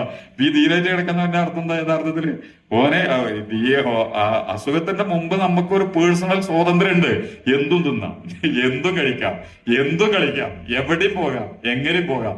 ദീനായപ്പോഴോ മറ്റൊരു വ്യവസ്ഥക്ക് വിധേയനായി, മറ്റൊരു ഘടനയ്ക്ക് കീഴിലായി. ഇപ്പൊ ഓന്റെ സ്വാതന്ത്ര്യത്തിന് പ്രസക്തി ഇല്ല. ഓൻ ഇഷ്ടപ്പെട്ട് ചെയ്യാൻ പറ്റൂല, ഓൻ ഇഷ്ടപ്പെട്ട് കഴിക്കാൻ പറ്റൂല, ഓൻ ഇഷ്ടപ്പെട്ട രീതിയിൽ ഒരു പണി ചെയ്യാൻ പറ്റൂല. കാരണം ഓൻ ദീനായിപ്പോയി, ഒരു വ്യവസ്ഥക്ക് അധീനപ്പെട്ടു. ദീൻ എന്ന് പറഞ്ഞാൽ തന്നെ ദാന യദീൻ എന്ന് അറബി പറഞ്ഞാൽ തന്നെ ഒന്നിന്റെ കീഴിലായി. ഇത് ഖുർആൻ കുറെ സ്ഥലത്ത് തന്നെ മനോഹരമായിട്ട് ആ പ്രയോഗങ്ങളൊക്കെ നടത്തിയിട്ടുണ്ട്. എന്റെ വിശദീകരണം ഈ മരണത്തെ കുറിച്ച് പറയുന്നു. ഫലൗലാ ഇദാ ബലഗത്തിൽ ഹുൽഖൂം, ജീവൻ തൊണ്ടക്കുഴിയിൽ ജീവൻ ഇവിടെ എത്തിക്കഴിഞ്ഞാൽ പന്തും ഹീനയിതിൻ തന്നറും, നിങ്ങൾ രണ്ട് പ്രയോഗമുണ്ട്. ഒന്ന്, അവനാ മരിക്കണത് അവനാ തന്നെ കാണുകയാണ്, ഞാൻ തന്നെ അനുഭവിക്കുകയാണ്. എന്റെ റൂഹ് എന്നിൽ നിന്ന് വിട പറയുന്ന രംഗവും അത് പോകാനുള്ള അതിന്റെ എന്താണ് എന്നൊക്കെ പറയണ അതിന്റെ വെപ്രാളങ്ങളും അതിന്റെ കാരണം ഇതൊക്കെ വാടക സാധനങ്ങളാണ്. ജീവനാണ് നമ്മളത്. ആ ജീവൻ ശരീരത്തിൽ നിന്ന് വേർപെടാൻ പോകുന്നതിന്റെ എല്ലാ പരവശതകളും ശരീരം അനുഭവിക്കുന്നത് അവനാ തന്നെ കാണുന്നു. രണ്ടാമത്തെ വലുതും ഹീനയിതും തന്തറും എന്ന് പറഞ്ഞാല് മരിക്കണതിന്റെ അടുത്തിരിക്കണ വാപ്പയും ഇമ്മയും കുട്ടികളും മക്കളും ഒക്കെ നമ്മളും കാണുകയാണ്. നമ്മളെ വാപ്പ മരിക്കുകയാണ്, നമ്മളെ കുട്ടി മരിക്കുകയാണ്, നമ്മളെ ഇണ മരിക്കുകയാണ്, അല്ലെങ്കിൽ അവന് അല്ല വിട പറഞ്ഞുകൊണ്ടിരിക്കുകയാണ്. പക്ഷെ ഒന്നും ചെയ്യാൻ നമുക്കില്ല, ഒരു പണി നമുക്ക് ചെയ്യാനില്ല. അവനും സ്വയം നോക്കിയിരിക്കുകയാണ്, ബാക്കിയുള്ളവരും നോക്കും അന്തർഹീനയിതും തന്തറും. എന്നിട്ട് അല്ല പറയണ ഒരു വർത്താനുണ്ട്, പലവരാ മദീനയിൽ, നിങ്ങൾ മറ്റൊരു വ്യവസ്ഥക്ക് വിധേയപ്പെട്ടവരല്ലെങ്കിൽ നിങ്ങൾ അതാണ് ദീൻ. മദീന എന്നുള്ള വാക്ക് ദീൻ എന്നുണ്ടായതാണ് മദീന എന്നുള്ള വാക്കും. മദീന എന്നുള്ളതിൽ തന്നെ ഇസ്ലാമിക രാഷ്ട്രീയത്തിന്റെ കുറെ ഉള്ളടക്കങ്ങളുണ്ട്. അത് കുറച്ചും കൂടി നമ്മൾ പഠിക്കേണ്ടതാണ്. മദീന എന്താണ്? മദീനക്ക് നമ്മൾ പറയാം പട്ടണത്തിന് അറബിയിൽ പട്ടണത്തിന്റെ പേരൊന്നുമല്ല അത്. പട്ടണം എന്നൊന്നുമല്ല മദീന എന്ന് പറയുന്ന വാക്കറിയാം. മദീന എന്ന് പറഞ്ഞാൽ കീഴ്പ്പെടുത്തപ്പെട്ടത്, വിധേയമാക്കപ്പെട്ടത്, ഒന്നിനും വഴങ്ങിക്കൊടുത്തത് എന്നൊക്കെയാണ് മദീനന്റെ അർത്ഥം. മദീനന്റെ പൊളിറ്റിക്കൽ സാധനം കൂടി നമ്മൾ പഠിച്ചാൽ കുറച്ചുകൂടി എളുപ്പം മനസ്സിലാവും. കാരണം മദീനയിലെ ആദ്യത്തെ പൊളിറ്റിക്സ് ആരെന്ന് വെച്ചാൽ യഹൂദന്മാരായിരുന്നു. യസ്രിബിനെ നിയന്ത്രിച്ചിരുന്നത് യഹൂദന്മാരാണ്. സാമ്പത്തികം, സാംസ്കാരികം, കൃഷി, ആയുധം, വിശ്വാസം, മതം, രാഷ്ട്രീയം, ഇതിന്റെയൊക്കെ അപ്രമാദിത്ത ഹൗസിനെയും ഗസറത്തിനെയൊക്കെ തകർത്ത് തരിപ്പണമാക്കി ശിഥിലീകരിച്ച് ഇപ്പൊ RSS ഇന്ത്യയെ നിയന്ത്രിക്കുന്നത് പോലെ, അമേരിക്കയെ സയൻസ് നിയന്ത്രിക്കുന്നത് പോലെ പഴയ യസ്രിബിനെ ഏറ്റവും ഭീകരമായിട്ട് കൈകാര്യം. ശരിക്കും യസ്രിബിലെ ഭൂരിപക്ഷം ആരാണ്? ഈ ഔസും ഖസ്റജുമാണ്. പക്ഷെ അവരെ നിയന്ത്രിക്കുന്നത് ആരാണ്? അവരുടെ കാർഷികം, അവരുടെ ആയുധങ്ങള്, അവരുടെ സമ്പദ്ഘടന ഒക്കെ നിയന്ത്രിക്കുന്ന ആരായിരുന്നു? ആ തുച്ഛം വരുന്ന യഹൂദന്മാരുടെ ബനു ഖുറൈദ, ബനു കൈനുഖാവ്, ബനു നദീറ തുടങ്ങുന്ന യഹൂദ ഗോത്രങ്ങളായിരുന്നു. ഇപ്പൊ നമ്മുടെ സയന്റിസം എല്ലായിടത്തും ഉള്ള പോലെ മദീനയിലെ സയന്റിസ്റ്റ് ഗ്രൂപ്പുകളാണ് യസ്രിബിനെ നിയന്ത്രിച്ചുകൊണ്ടിരുന്നത്. അവിടേക്കാണ് റസൂല് വരുന്നത്. റസൂല് വരുമ്പോ ഏറ്റവും ആദ്യത്തെ അടിയിടുന്ന ആർക്കാന്ന് അറിയാം? യഹൂദന്മാർക്കാണ്. അവരുടെ രാഷ്ട്രീയ, അധികാര, സാമ്പത്തിക, സാംസ്കാരിക, സായുധ, മത സംവിധാനങ്ങളെയാണ് റസൂൽ തിരുമേനി സ്വല്ലല്ലാഹു അലൈഹി വസല്ലം ഔസും ഖസ്റജ് ഒന്നായി അൻസാറുകളായി മാറിയതോടുകൂടി ചരിത്രത്തിലെ ഏറ്റവും വലിയ പ്രതിസന്ധി അനുഭവിച്ചത് യസ്രിബില് യഹൂദന്മാരായിരുന്നു. എന്ന് പറഞ്ഞാൽ അള്ളാഹുവിന്റെ റസൂലിന്റെ രാഷ്ട്രീയ മേധാവിത്വത്തിന്റെ ആധിപത്യം പോലും ആദ്യം ഖുറൈശികളുടെ മേലല്ലത് പ്രയോഗിക്കുന്നത്, യസ്രിബിലാണ് ഇതിന്റെ പ്രയോഗം വരുന്നത്. എന്ന് പറഞ്ഞാൽ ഖുറൈശികളൊക്കെ ഇരയാണ്. ഖുറൈശികളും ബാക്കിയൊക്കെ യസ്രിബിനെ റിമോട്ട് ചെയ്തുകൊണ്ടിരിക്കുന്നത് യഹൂദൻ എന്നതുപോലെ ഇന്നും ആ യഹൂദൻ എല്ലാം റിമോട്ട് ചെയ്തുകൊണ്ടിരിക്കുന്നത്. ഞാൻ പറഞ്ഞത് അപ്പൊ അങ്ങനെ വന്ന് യഹൂദന്റെ വ്യവസ്ഥയിൽ നിന്ന് എന്ത് ചെയ്തു?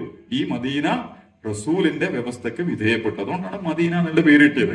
ഈ മരിക്കുന്നതിനെ കുറിച്ച് പറയുന്നിടത്ത് ഇത് പറയാനുള്ള കാരണം എന്ന് വെച്ചാൽ നിങ്ങളുടെ റൂഹാണല്ലോ ഈ പോണത്, ഇതിൽ തന്നൂറും നിന്റെ ജീവനാണല്ലോ ഈ പോണത്. എന്നിട്ട് അള്ള ചോദിക്കാണ്, ഇജ്ജ് അനക്കന്നെയാണ് അധികാരമെങ്കിൽ, നിനക്ക് തന്നെയാണ് നിന്നെ നിയന്ത്രിക്കാനും നിർണയിക്കാനും നിശ്ചയിക്കാനും സ്വാധീനിക്കാനും പ്രയോഗിക്കാനും ഒക്കെ സ്വാതന്ത്ര്യമുള്ളതെങ്കിൽ, അതിനാണ് നമ്മൾ അധികാരം എന്ന് പറയാം. സുപ്രീം സോവറിറ്റി നിനക്കുണ്ടെങ്കിൽ തർജീവനഹ, നിന്റെ ജീവനാണല്ലോ പോണത്. ഇൻകുന്തും സ്വാധിക്കുകയും ഈ നിങ്ങൾ ഉന്നയിച്ചുകൊണ്ടിരിക്കുന്ന വാദഗതികൾ സത്യമാണെങ്കിൽ നിന്റെ ജീവനെ നീ ഇങ്ങോട്ട് തിരിച്ചു കൊണ്ടുപോവാ എന്നുള്ള പറയുന്നുണ്ട്. അപ്പൊ അവന്റെ ശരീരത്തിൽ പോലും അനക്ക് എന്തില്ല? ആധിപത്യമില്ല, ദീനില്ല, മേധാവിത്വമില്ല, നിനക്ക് അധികാരമില്ല. അപ്പൊ ദീൻ എന്ന് പറയുന്ന പദം ശരിക്കും അതാണ്. യദീനോനൽ ഹക്ക എന്ന് പറഞ്ഞിട്ട് ജിസിയ വാങ്ങുന്നതിനെ കുറിച്ച് പറയുന്നുണ്ട്. അവരെ നിസ്സാരന്മാരാക്കുന്ന ജിസിയ നീ വാങ്ങുക, അത് വേറൊരു അർത്ഥത്തിലാണ്. എന്ന് പറഞ്ഞാല് അവർ വിധേയപ്പെട്ടു എന്നുള്ളതിന്റെ അടയാളമായി അവരിൽ നിന്ന് നീ ജിസിയ വാങ്ങണം എന്ന് പറഞ്ഞാൽ ദീൻ എന്ന് പറഞ്ഞാൽ അതാണ് അർത്ഥം.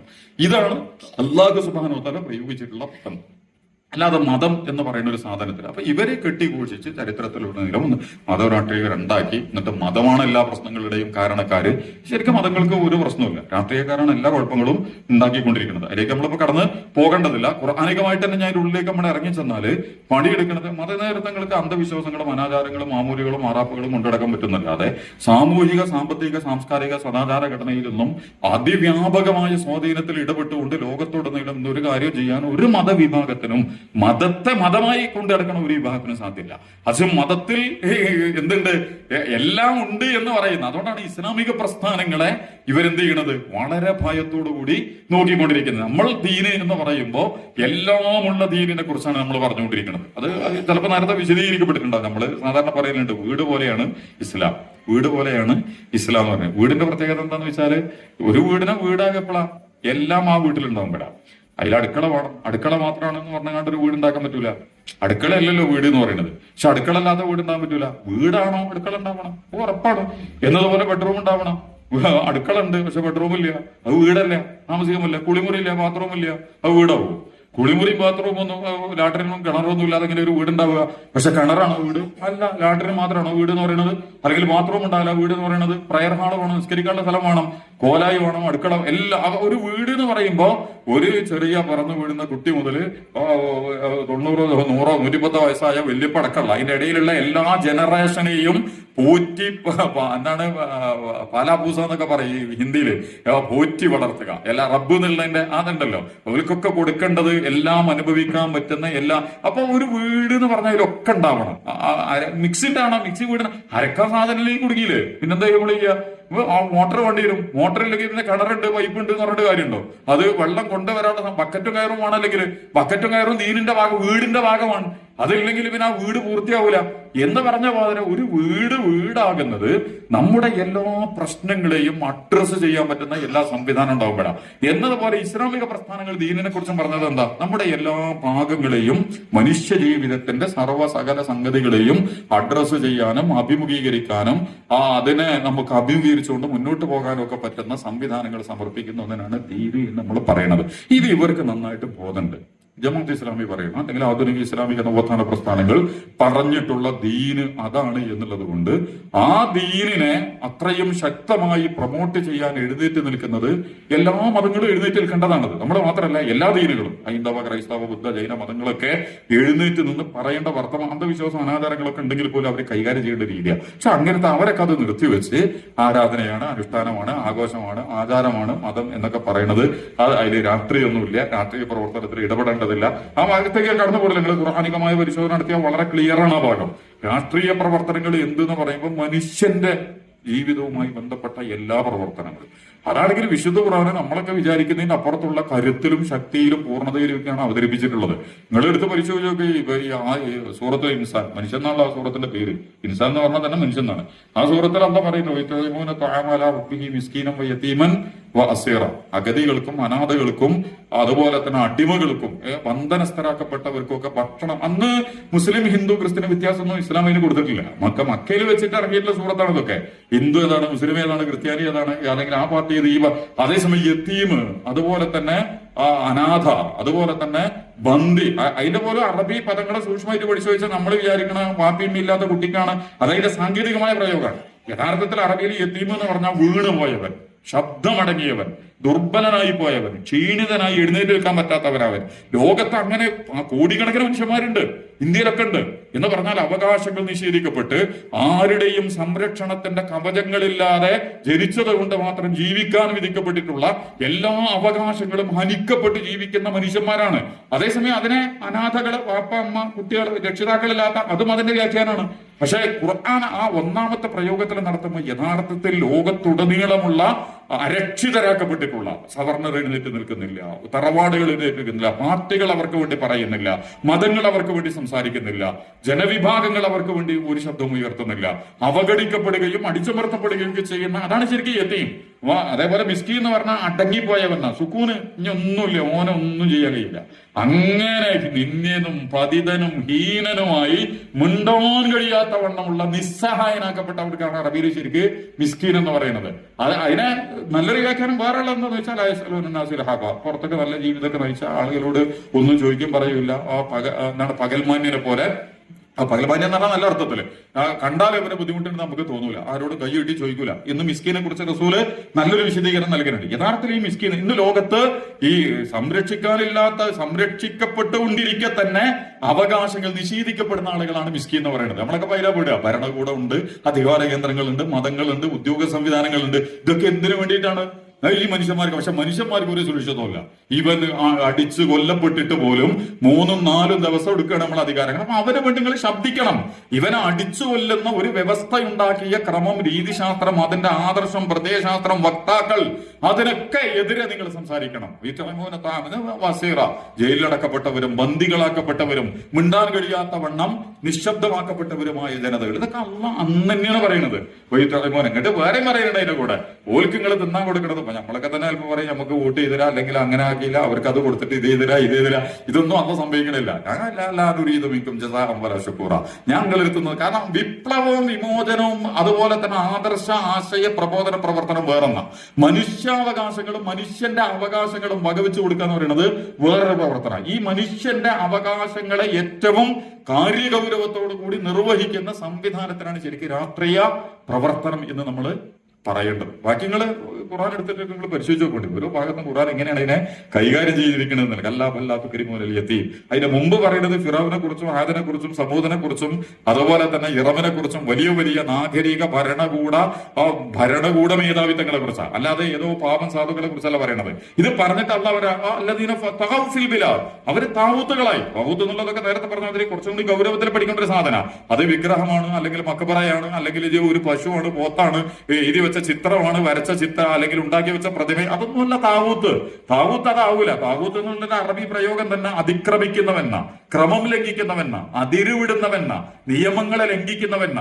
അത് ഒരു വിഗ്രഹത്തിന് എന്ത് നിയമം ലംഘിക്കാൻ പറ്റുക? ഒരു ആടും പശു എന്ത് നിയമം ലംഘിക്കുക? അവരുടെ പ്രകൃതി നിയമങ്ങളെയോ സ്വാഭാവിക നിയമങ്ങളെയോ നിശ്ചല ജന്തുക്കൾക്ക് ഏതായാലും അതിനില്ല. നീ സൂര്യചന്ദ്ര നക്ഷത്രാദികളൊന്നും അള്ളാന്റെ നിയമം ലംഘിക്കൂല. അള്ളാന്റെ നിയമങ്ങൾ ലംഘി താവൂത്താകാൻ ഒരൊറ്റ സാധനത്തിലേ കഴിയുള്ളൂ, മനുഷ്യനും ജിന്നുകൾക്ക് മാത്രമേ കഴിയുള്ളൂ. ജിന്നുകൾ പിന്നെ നമ്മളെ ലോകത്തില്ലാത്തതുകൊണ്ട് അതിന്റെ ചർച്ച നമ്മൾ നടത്തേണ്ട കാര്യമല്ല. ത്വാഗൂത്താവുക എന്നുള്ളത് മനുഷ്യനിലെ രാഷ്ട്രീയക്കാരൻ, മനുഷ്യനിലെ മതക്കാരൻ, മനുഷ്യനിലെ സാമ്പത്തിക വിദഗ്ധൻ, മനുഷ്യനിലെ ശാസ്ത്രജ്ഞൻ, മനുഷ്യനിലെ ബുദ്ധിജീവി, മനുഷ്യനിലെ കലാകാരൻ, മനുഷ്യനിലെ സാഹിത്യകാരൻ, മനുഷ്യനിലെ കുടുംബ മേധാവി, അങ്ങനെ തറവാട് മേധാവി, ജാതി മേധാവി, ദേശമേധാവി ഒക്കെ എന്താവും? താവൂത്തായിട്ട് മാറും. അല്ലാതെ താവൂത്ത് എന്ന് പറയുന്ന ഒരു വിഗ്രഹമോ അല്ലെങ്കിൽ ഒരു മൂർത്തിയൊന്നുമല്ല.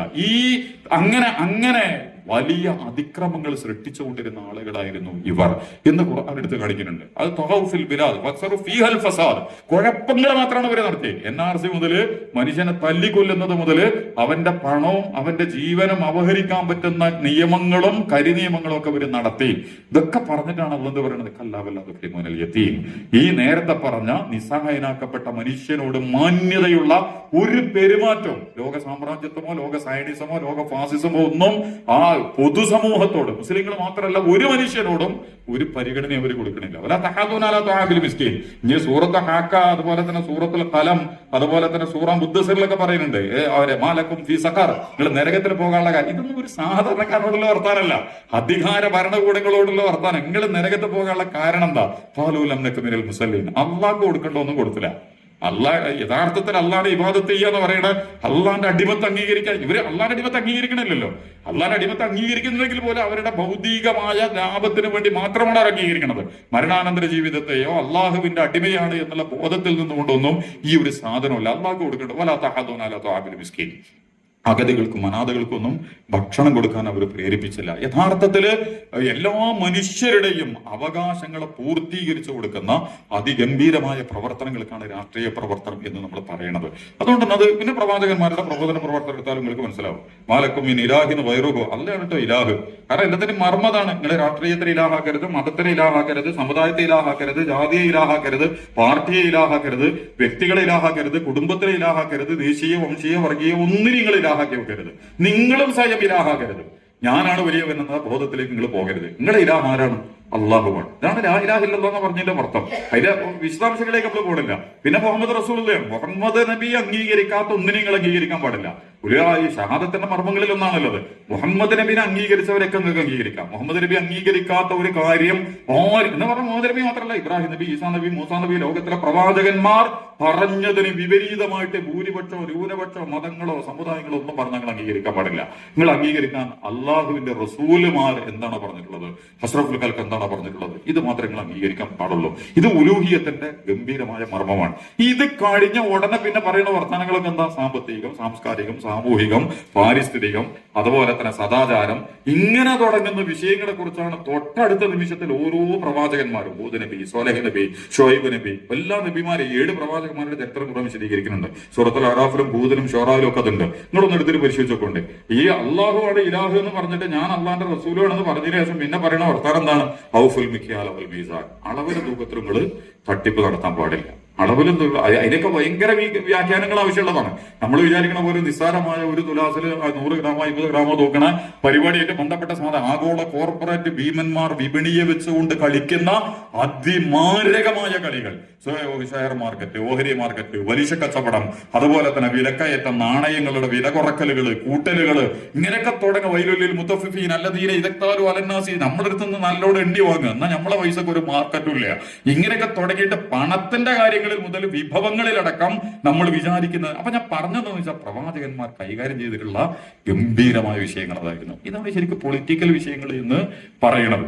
അത് ചെയ്തപ്പോഴാണ് പ്രവാചകന്മാർക്ക് തിരിച്ചടികൾ ഉണ്ടായിട്ടുള്ളത്. അല്ലാതെ ആരാധന, അനുഷ്ഠാനം, ആഘോഷം, ആചാരം നടത്താൻ വേണ്ടി നബിമാര് പറയുകയാണെങ്കിൽ ഇവരെന്നെ സൗകര്യമൊക്കെ ചെയ്തു കൊടുക്കും. നിങ്ങൾ അമ്പലത്തിൽ ഉത്സവം നടത്തിക്കോ, അവിടെ തറാവീഹ് ഉണ്ടായിക്കോട്ടെ, അവിടെ തഹജ്ജുദ് ഉണ്ടായിക്കോട്ടെ, അതിനെന്താ പ്രശ്നം? ഖുർആൻ വേണമെങ്കിൽ നമ്മൾ അടിച്ചു തരാം, ഹദീസ് വേണമെങ്കിൽ ഇവിടെ തരാം, നിങ്ങൾക്ക് റെക്കോർഡ് ഒക്കെ നമ്മൾ ചെയ്ത് തരങ്ങൾ ഇരുന്ന് ഊതിക്കോ പഠിച്ചോ കേട്ടോ എന്നൊക്കെ ഇവർ പറഞ്ഞു തരും. BJP ചെയ്ത് തരും, അമേരിക്ക ചെയ്ത് തരും, എല്ലാവരും. അതുകൊണ്ടാണ് സാധു ഇസ്ലാം. ഇപ്പൊ സൂഫി ഇസ്ലാം വരുന്നുണ്ടല്ലോ, സാത്വിക ഇസ്ലാം, സമാധാന ഇസ്ലാം എന്നൊക്കെ പറഞ്ഞിട്ട് സൂഫി ഇസ്ലാമാണ് ഗംഭീര സാധനമൊക്കെ പറഞ്ഞിട്ട് ഒരു അവതരണം വന്നുകൊണ്ടിരിക്കുന്നുണ്ട്. അപ്പൊ ഇത് പറഞ്ഞെന്താന്ന് വെച്ചാല് നേരത്തെ പറഞ്ഞ മാതിരി സാമൂഹിക, സദാചാര, സാമ്പത്തിക, രാഷ്ട്രീയ ഒരു വിഷയങ്ങളിലും ഇടാം. അപ്പൊ ഇസ്ലാമിക പ്രസ്ഥാനങ്ങൾ അതിൽ ഇടപെടുന്നു, അതിൽ അഭിപ്രായങ്ങൾ പറയുന്നു. ജമാഅത്ത് ഇസ്ലാമിയെ ഒരു കാര്യം കൂടി പറഞ്ഞ് നമുക്ക് അവസാനിപ്പിക്കാം. ജമാഅത്ത് ഇസ്ലാമിയെ സംബന്ധിച്ചിടത്തോളം യഥാർത്ഥത്തിൽ നമുക്കറിയാവുന്ന പോലെ 1970 ഇതിന്റെ എതിർപ്പിൽ നമുക്ക് പേടിയൊന്നുമില്ല. ഇവരിഞ്ഞിപ്പോ എന്ത് പറഞ്ഞാലും നമുക്കൊരു പേടിയില്ല. കാരണം എന്താണെന്ന് വെച്ചാല് ഇതുണ്ടായ നിമിഷം മുതൽ ഇതിങ്ങനെ തന്നെയാണ് പോയിട്ടുള്ളത്. ഇൻഷാ അല്ലാഹ് ഇതും ഇങ്ങനെ തന്നെയാണ് പോവുക. ഒന്നുകിൽ എന്ത് ചെയ്യേണ്ടി വരും, എല്ലാ ആളുകളും മുസ്ലിം സംഘടനകളൊക്കെ ജമാഅത്ത് ഇസ്ലാമിന്റെ ദൗത്യം നിർവഹിക്കാൻ തുടങ്ങിയാൽ നമ്മൾ എന്ത് ചെയ്യും, നമ്മളും ഈ സംഘടന വിരിച്ചുവിടും. കാരണം നമുക്കിപ്പോ സംഘടനയ്ക്ക് വേണ്ടി സംഘടന കൊണ്ടെടുക്കല്ലേ നമ്മള്. അങ്ങനത്തെ ഒരു സംഘടന നമുക്ക് ആവശ്യമില്ല. ഈ സയ്യിദ് മൗദൂദി റഹ്മഹുല്ല സത്യസാക്ഷി എന്നുള്ള പുസ്തകത്തിന്റെ അവസാനത്തിൽ ശരിക്കത് പറയുന്നുണ്ട്. ഈ ദൗത്യം ഈ പ്രവാചകന്മാർ നിർവഹിച്ച ഉലൂഹിയത്തിന്റെയും റിസാലത്തിന്റെയും നിഷ്കളങ്കമായ ദൗത്യത്തിലേക്ക് മുസ്ലിം സമുദായം കൂട്ടായി പ്രവേശിച്ചു കഴിഞ്ഞാൽ ജമാഅത്ത് ഇസ്ലാമിക്ക് ലീഡർഷിപ്പ് ഏറ്റെടുത്തിട്ട് ജമാഅത്ത് ഇസ്ലാമി ഒരു സംഘടന വേണം നമുക്ക് ഉരുട്ടിക്കളി. ഈ കുട്ടികൾക്കൊക്കെ പണ്ട് പോലെ പറഞ്ഞാൽ ഇതെന്തിനാ ഒരു പന്തിന്റെ പിന്നാലെ പോയിട്ട് എല്ലാവർക്കും ഓരോ പന്താണ് കൊടുത്തുവിടാന്ന് ചോദിച്ചാൽ മാതിരി നമുക്ക് ഒരു പന്ത് വേണമെന്നുണ്ടെങ്കിൽ നമ്മൾ ഉണ്ടാക്കിയ ഒരു സാധനം അല്ല ഇത്. മറിച്ച് മഹാപ്രവാചകന്മാർ നിർവഹിച്ചിട്ടുള്ള ഒരു ദൗത്യത്തെ പൂർത്തീകരിക്കുക. ഞാൻ പറഞ്ഞത് അന്ന് സയ്യിദ് അബുൽ അല മൗദൂദി ഇത് രൂപീകരിക്കപ്പെട്ട കാലം മുതൽ നിങ്ങൾ അതിന്റെ ചരിത്രമൊക്കെ എടുത്ത് പരിശോധിച്ച് നോക്കിയാൽ അന്നുള്ള അതേ വർത്താനാണ് എപ്പോഴും പറഞ്ഞുകൊണ്ടിരിക്കുന്നത്, കേട്ടുകൊണ്ടിരിക്കുന്നത്, ഇവര് നമ്മുടെ മുമ്പിൽ വെച്ചുകൊണ്ടിരിക്കുന്നത്. മുൻഗാമികൾ പറഞ്ഞത് തന്നെയാണ് CPM കൂടെ തടിച്ചുകൊണ്ടിരിക്കുന്നത്. സയ്യിദ് മൗദൂദി റഹ്മഹുല്ല ആ പ്രബോധനം ചെയ്ത ഘട്ടത്തിൽ അകത്തുനിന്നും പുറത്തുനിന്നും ഉണ്ടായിട്ടില്ല എന്ന് പറഞ്ഞാൽ മുസ്ലിം സമുദായത്തിന്റെ അകത്തു നിന്നും പുറത്തു നിന്നും ഒക്കെ എന്ത് ചെയ്തിട്ടുണ്ട്, വളരെ രൂക്ഷമായ വിമർശനങ്ങളും വിശകലനങ്ങളും വിലയിരുത്തലുകളും ആക്ഷേപങ്ങളും പരിഹാസങ്ങളും ഒക്കെ ഉണ്ടായിട്ടുണ്ട്. പക്ഷെ ജമാഅത്ത് ഇസ്ലാമി വളരെ കൂളായിട്ട് നിങ്ങൾ ജമാഅത്ത് ഇസ്ലാമിനെ പഠിച്ചാൽ അത് നമുക്ക് CPM എല്ലാവരോടും പറയാനുള്ള ഒരു കാര്യം എന്താണ്, അത് നിങ്ങളൊന്നും എന്ത് ചെയ്താലും ജമാഅത്ത് ഇസ്ലാമി ഒന്നും ചെയ്യാൻ പറ്റില്ല. കാരണം ഒന്ന്, നമുക്ക് ധാർമ്മികമായ വലിയൊരു കരുത്തുണ്ട്. വ്യക്തികൾക്ക് പ്രശ്നം ഉണ്ടെങ്കിൽ പോലും പ്രസ്ഥാനം എന്ന് പറയുന്നത് സത്യസന്ധ. അതിന്റെ കമ്മ്യൂണിസം അടിസ്ഥാനപരമായിട്ട് തട്ടിപ്പാൻ പ്രസ്ഥാനം അകത്തും പുറത്തും ഒരേ സമയം ഒന്ന് പറയുകയും വേറെ ചെയ്യുകയും ഒക്കെ ചെയ്യുന്ന വളരെ മാരകമായ അണ്ടർഗ്രൗണ്ട് പൊളിറ്റിക്സ് ഉള്ള പ്രസ്ഥാനം. ജമാഅത്ത് ഇസ്ലാമിക്ക് അങ്ങനെ ഒന്നുമില്ല. ജമാഅത്ത് ഇസ്ലാമിയും അകത്ത് പറയണതും പുറത്ത് പറയണതും ഒരേ സാധനങ്ങളാണ്. നമ്മൾ ചെയ്ത് പിന്നെ ഒരു സാധനത്തിനെ പഠിക്കാൻ ഒന്ന് അതിന്റെ ആദർശത്തിനാണ് പഠിക്കുന്നത്. ആദർശം പഠിച്ചു നോക്കുകയാണെങ്കിൽ നമ്മളോട് ഏറ്റുമുട്ടാൻ കഴിവുള്ള ഒരു സംഘം പുറത്ത് നിൽക്കണില്ല, ഒരു സംഘമില്ല. ജമാഅത്ത് ഇസ്ലാമിന് നമ്മൾ ഇവരോടൊക്കെ പറയുന്നുണ്ട്, നിങ്ങൾ വരും നമുക്ക് ഇരുന്ന് സംസാരിക്കാമല്ലോ. ആരാ വരില്? നിങ്ങൾ CPM ഒറ്റയ്ക്ക് വരട്ടെ, അല്ലെ ഈ മറ്റേ കാട്ടിക്ക് കൂടിയൊക്കെ ആകാശത്തേക്ക് കൂടിയൊക്കെ മാതിരി ഇങ്ങനെ ടോട്ട് കൊണ്ടു പഠിച്ചിട്ട് നമുക്ക് അത് ആ വച്ചിട്ടിട്ട് നമുക്ക് കണ്ടാൻ പറ്റൂല. നിങ്ങൾ ഒറ്റയ്ക്ക് വാ, എന്നിട്ട് നമ്മളെ അടുത്ത് നോക്കി നമ്മളെ മുഖത്തേക്ക് ചൂണ്ടിയിട്ട് കൂടി വെക്കുക, നമുക്ക് ഇരുന്ന് വെക്കുക, ഇങ്ങോട്ടേക്ക് വന്ന് നമുക്കൊന്ന് പറഞ്ഞു വെക്കുക എന്ന് നമ്മൾ പറഞ്ഞ ഒരൊറ്റ CPM വരില്ല.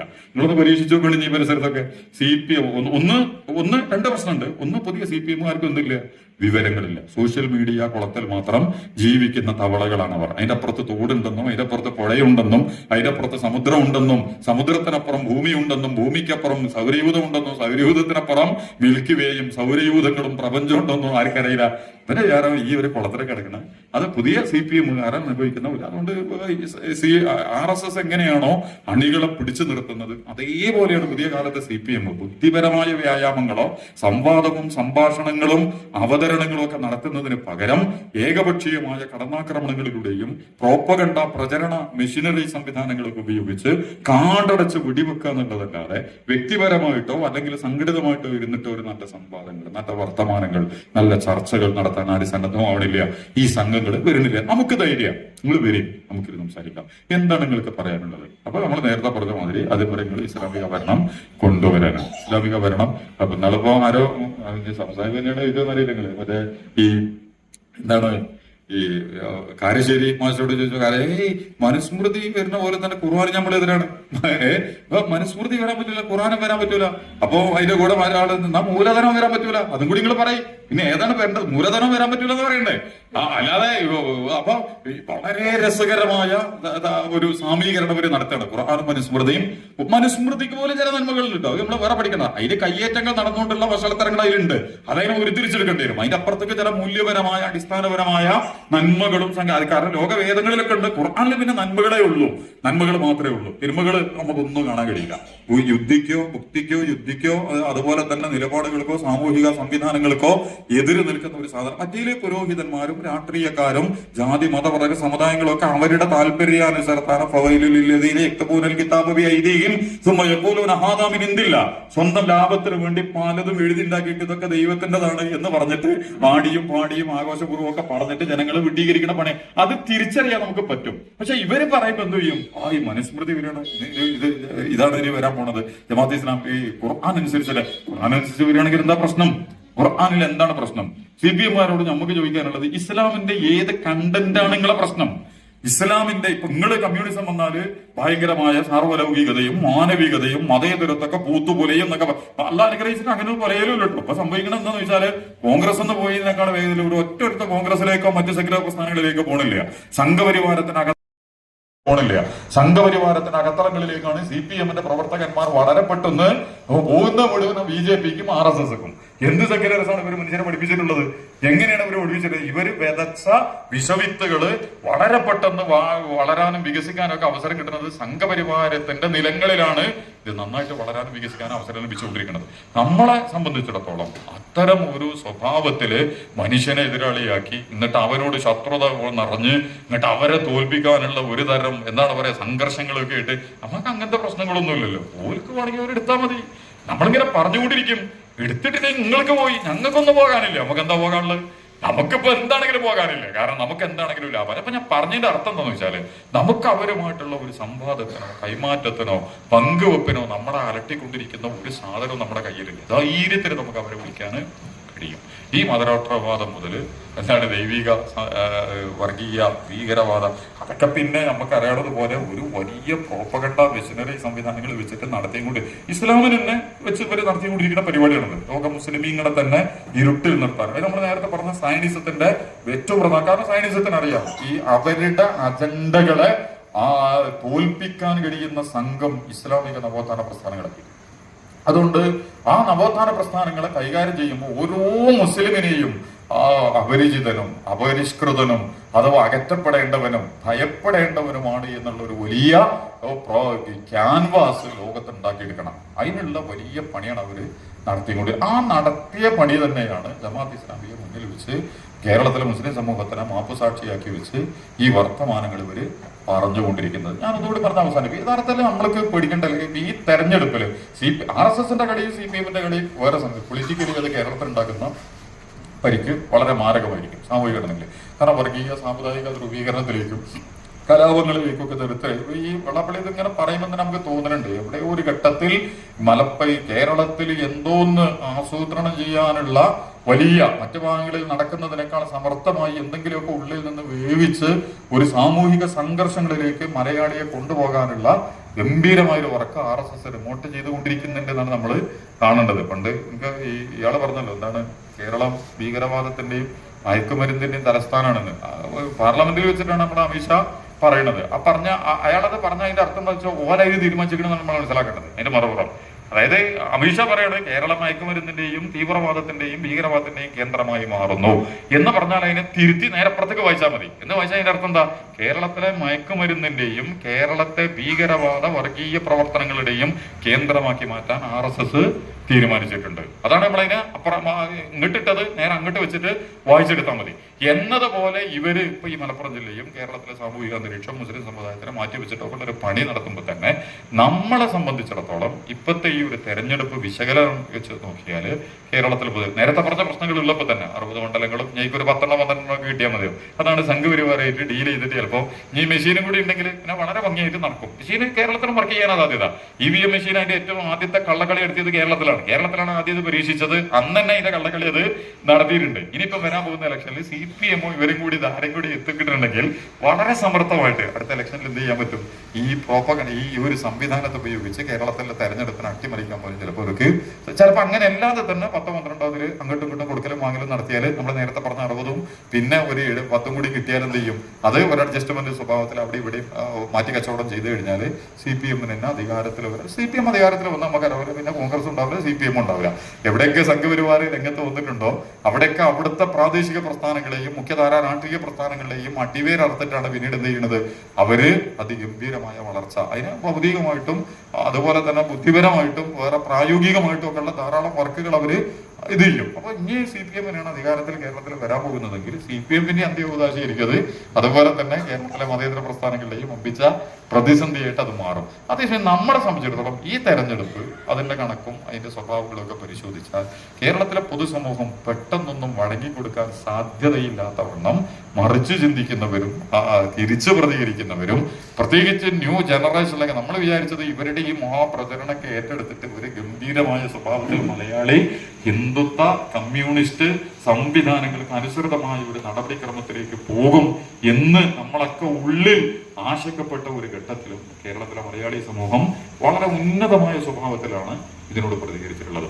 വോട്ട് ഈ ഭാട് സംവിധാനങ്ങളുടെ കള്ളക്കളിയിലൂടെ മാത്രമാണ് ശരിക്കും ഒരു ജയിക്കുകയാണെങ്കിൽ തൃശ്ശൂരായിരുന്നു ഒരു ജയിക്കേണ്ടത്. രാഷ്ട്രീയപരമായിട്ട് NDA വലിയൊരു ശക്തിയായിരുന്നെങ്കിൽ കഴിഞ്ഞതുപോലെ ഒന്ന് തൃശ്ശൂർ ജയിക്കേണ്ടിയിരുന്നു, രണ്ടാമത്തത് പാലക്കാട് അവർ ജയിക്കേണ്ടിയിരുന്നു. പാലക്കാട് അവര് തൃശങ്കു സ്വർഗത്തിലാണ് അവർ നിൽക്കുന്നത്, ഒറ്റക്കൊല്ലം കൊണ്ടുണ്ടാവില്ല. അവിടെ CPM തിരുവനന്തപുരത്ത് വളരെ കൃത്യമായിട്ട് വാർഡ് വിഭജനങ്ങളിൽ സംഘപരിവാരത്തിന് അനുകൂലമായിട്ട് കളിച്ചത് കൊണ്ട് മാത്രമാണ് വാർഡുകൾ കിട്ടുക. അപ്പൊ രാഷ്ട്രീയപരമായിട്ട് പോലും RSS വളരുന്നുണ്ടെങ്കിൽ പോലും രാഷ്ട്രീയമായിട്ട് പോലും NDA എന്ന് പറയുന്നതിനെ മലയാളി അങ്ങനെ വല്ലാതെ നമ്മൾ വിചാരിച്ച സ്വരൂപത്തിൽ തീരെ വളർച്ചല്ല, പോണില്ല എന്നൊന്നുമില്ല. അവർക്ക് പിന്നെ അങ്ങനെ തിരക്കൂട്ടി വളരണമെന്നൊന്നും പോലെ ആഗ്രഹിക്കണമെന്നില്ല കേട്ടോ.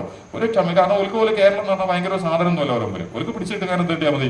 ഈ 4 സ്റ്റേറ്റ് പോലും അവർക്ക് ആവശ്യമില്ല, ആന്ധ്ര, തമിഴ്നാട്, കേരളം. അവർക്ക് പിന്നെ മൊത്തം ഒരു അഖണ്ഡ ഇതിങ്ങനെ പറയുമ്പോൾ ഇല്ലല്ലോ. കേരളം, പ്രത്യേകിച്ചും കേരളം ഇന്ത്യയിലെ ഏറ്റവും മികച്ച സംസ്ഥാനമാണ്.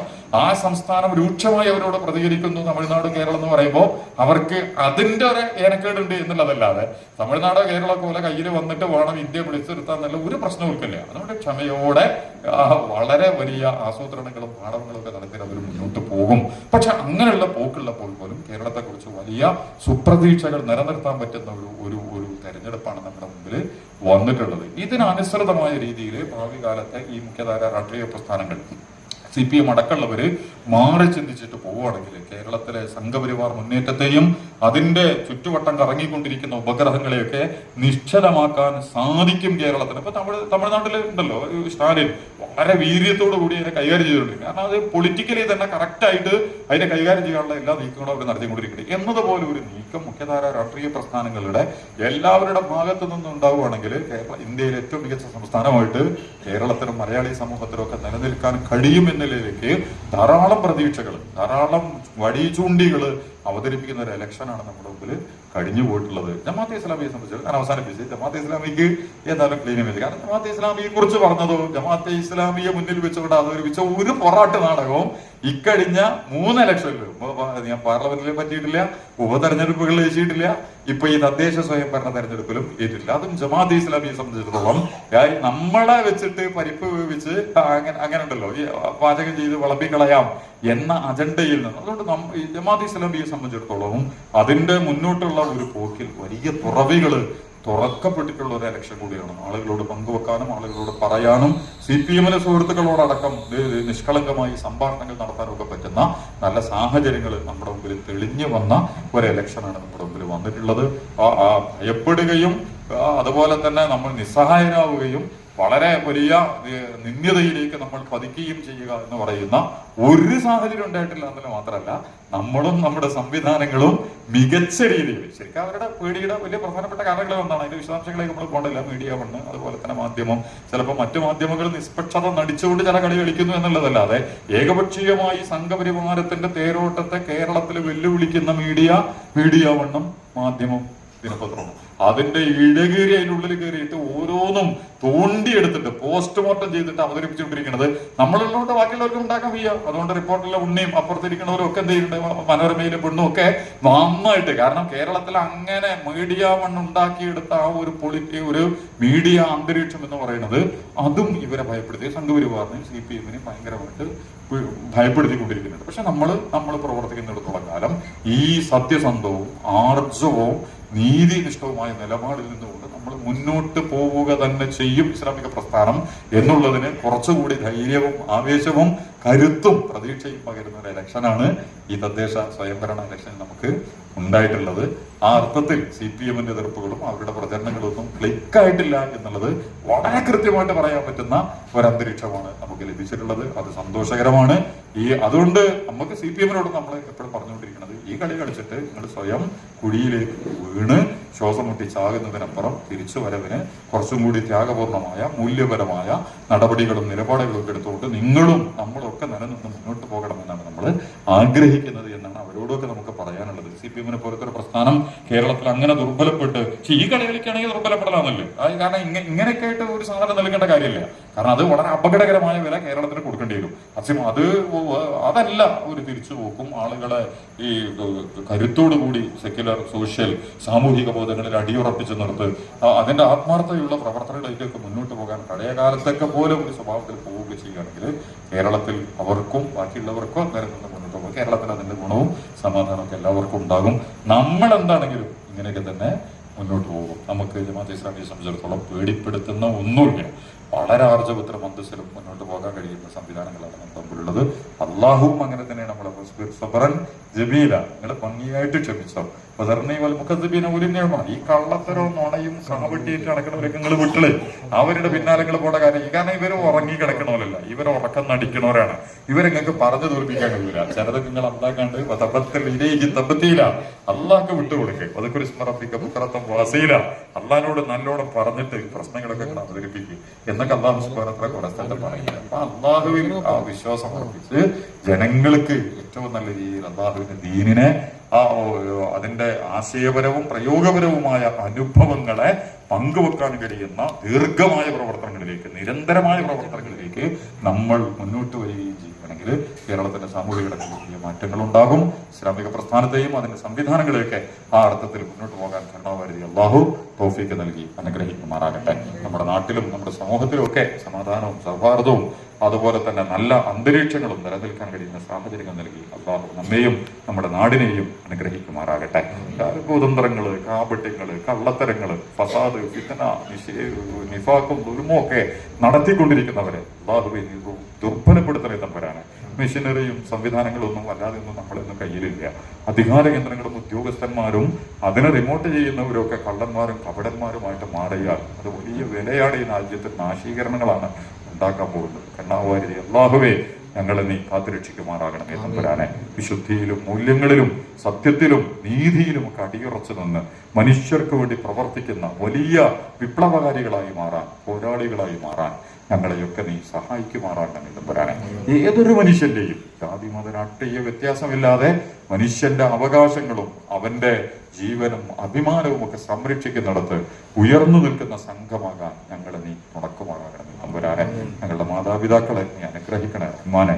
ഞങ്ങളുടെ ഇണകളെയും കുട്ടികളെയൊക്കെ നീ അനുഗ്രഹിക്കണേ റഹ്മാനെ. ഞങ്ങളുടെ കണ്ണിന് കുളിർമ നൽകുന്ന മക്കളെയും ഇണകളെയൊക്കെ നൽകി ഞങ്ങളോട് നീ കരുണ കാണിക്കണേ തമ്പുരാനെ.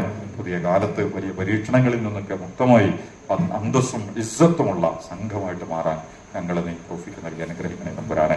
വലിയ പരീക്ഷണങ്ങൾ ഇന്ത്യയുടെ പശ്ചാത്തലത്തിലും അന്തരീക്ഷത്തിലുണ്ട്. അതൊന്നും പേപ്പാരിയായിട്ട് ഞങ്ങളുടെ മുകളിൽ വർഷിക്കുന്നതിന് പകരം ഞങ്ങളിൽ നിന്ന് നീക്കം ചെയ്ത് ഈ രാജ്യത്തെ മനുഷ്യർക്കിടയിൽ വലിയ സന്തോഷത്തിലും അഭിമാനത്തിലും എഴുന്നേറ്റ് നിന്ന് മുന്നോട്ട് പോകാൻ കഴിയുന്ന സാഹചര്യങ്ങൾ നൽകി ഇന്ത്യൻ മുസ്ലിമീങ്ങളെ, അതിന്റെ നേതാക്കന്മാരെ, അതിന്റെ സംവിധാനങ്ങളെ നീ അനുഗ്രഹിക്കുമാറാകണമേ തമ്പുരാനെ. കൊല ചെയ്യപ്പെടുന്നവരും വോട്ട് നിഷേധിക്കപ്പെടുന്നവരും പൗരത്വം റദ്ദ് ചെയ്യപ്പെടുന്നവരും അവകാശങ്ങൾ ഹരിക്കപ്പെടുന്നവരെയൊക്കെ വലിയൊരു സംഘം ഞങ്ങളുടെ രാജ്യത്തുണ്ട്. കാരണം അവരുടെ അല്ലാഹുവേ, അവരുടെ പ്രശ്നങ്ങളെയൊക്കെ ഏറ്റെടുക്കാനും അതിന്റെ കൂടെ നിന്ന് അത് പരിഹരിക്കാനും ഒക്കെ കഴിയുന്ന എല്ലാ അവസരങ്ങളും സൗകര്യങ്ങളും നൽകി ഞങ്ങളെ നീ തുണക്കടേ തമ്പുരാനെ. ഞങ്ങളുടെ വീടിനെയും നാടിനെയും നീ അനുഗ്രഹിക്കുമാറാകണമേ തമ്പുരാനെ. اللهم ارحمنا، اللهم انصرنا، اللهم اعزنا يا رب العالمين. ربنا اغفر لنا ذنوبنا واسرافنا في امرنا وثبت اقدامنا وانصرنا على القوم الكافرين، على القوم الفاسقين، على القوم الظالمين، على القوم المنافقين. اللهم انصرنا يا رب العالمين. اللهم ربنا آتنا من لدنك رحمة وهيئ لنا من أمرنا رشدا. ربنا آتنا في الدنيا حسنة وفي الآخرة حسنة وقنا عذاب النار. ربنا تقبل منا دعاءنا إنك أنت السميع العليم وتب علينا إنك أنت التواب الرحيم واغفر لنا يا غافر المذنبين. آمين آمين برحمتك يا أرحم الراحمين. صلى الله على محمد صلى الله عليه وسلم. اللهم صل على محمد يا رب صل عليه وسلم. السلام عليكم ورحمة الله وبركاته.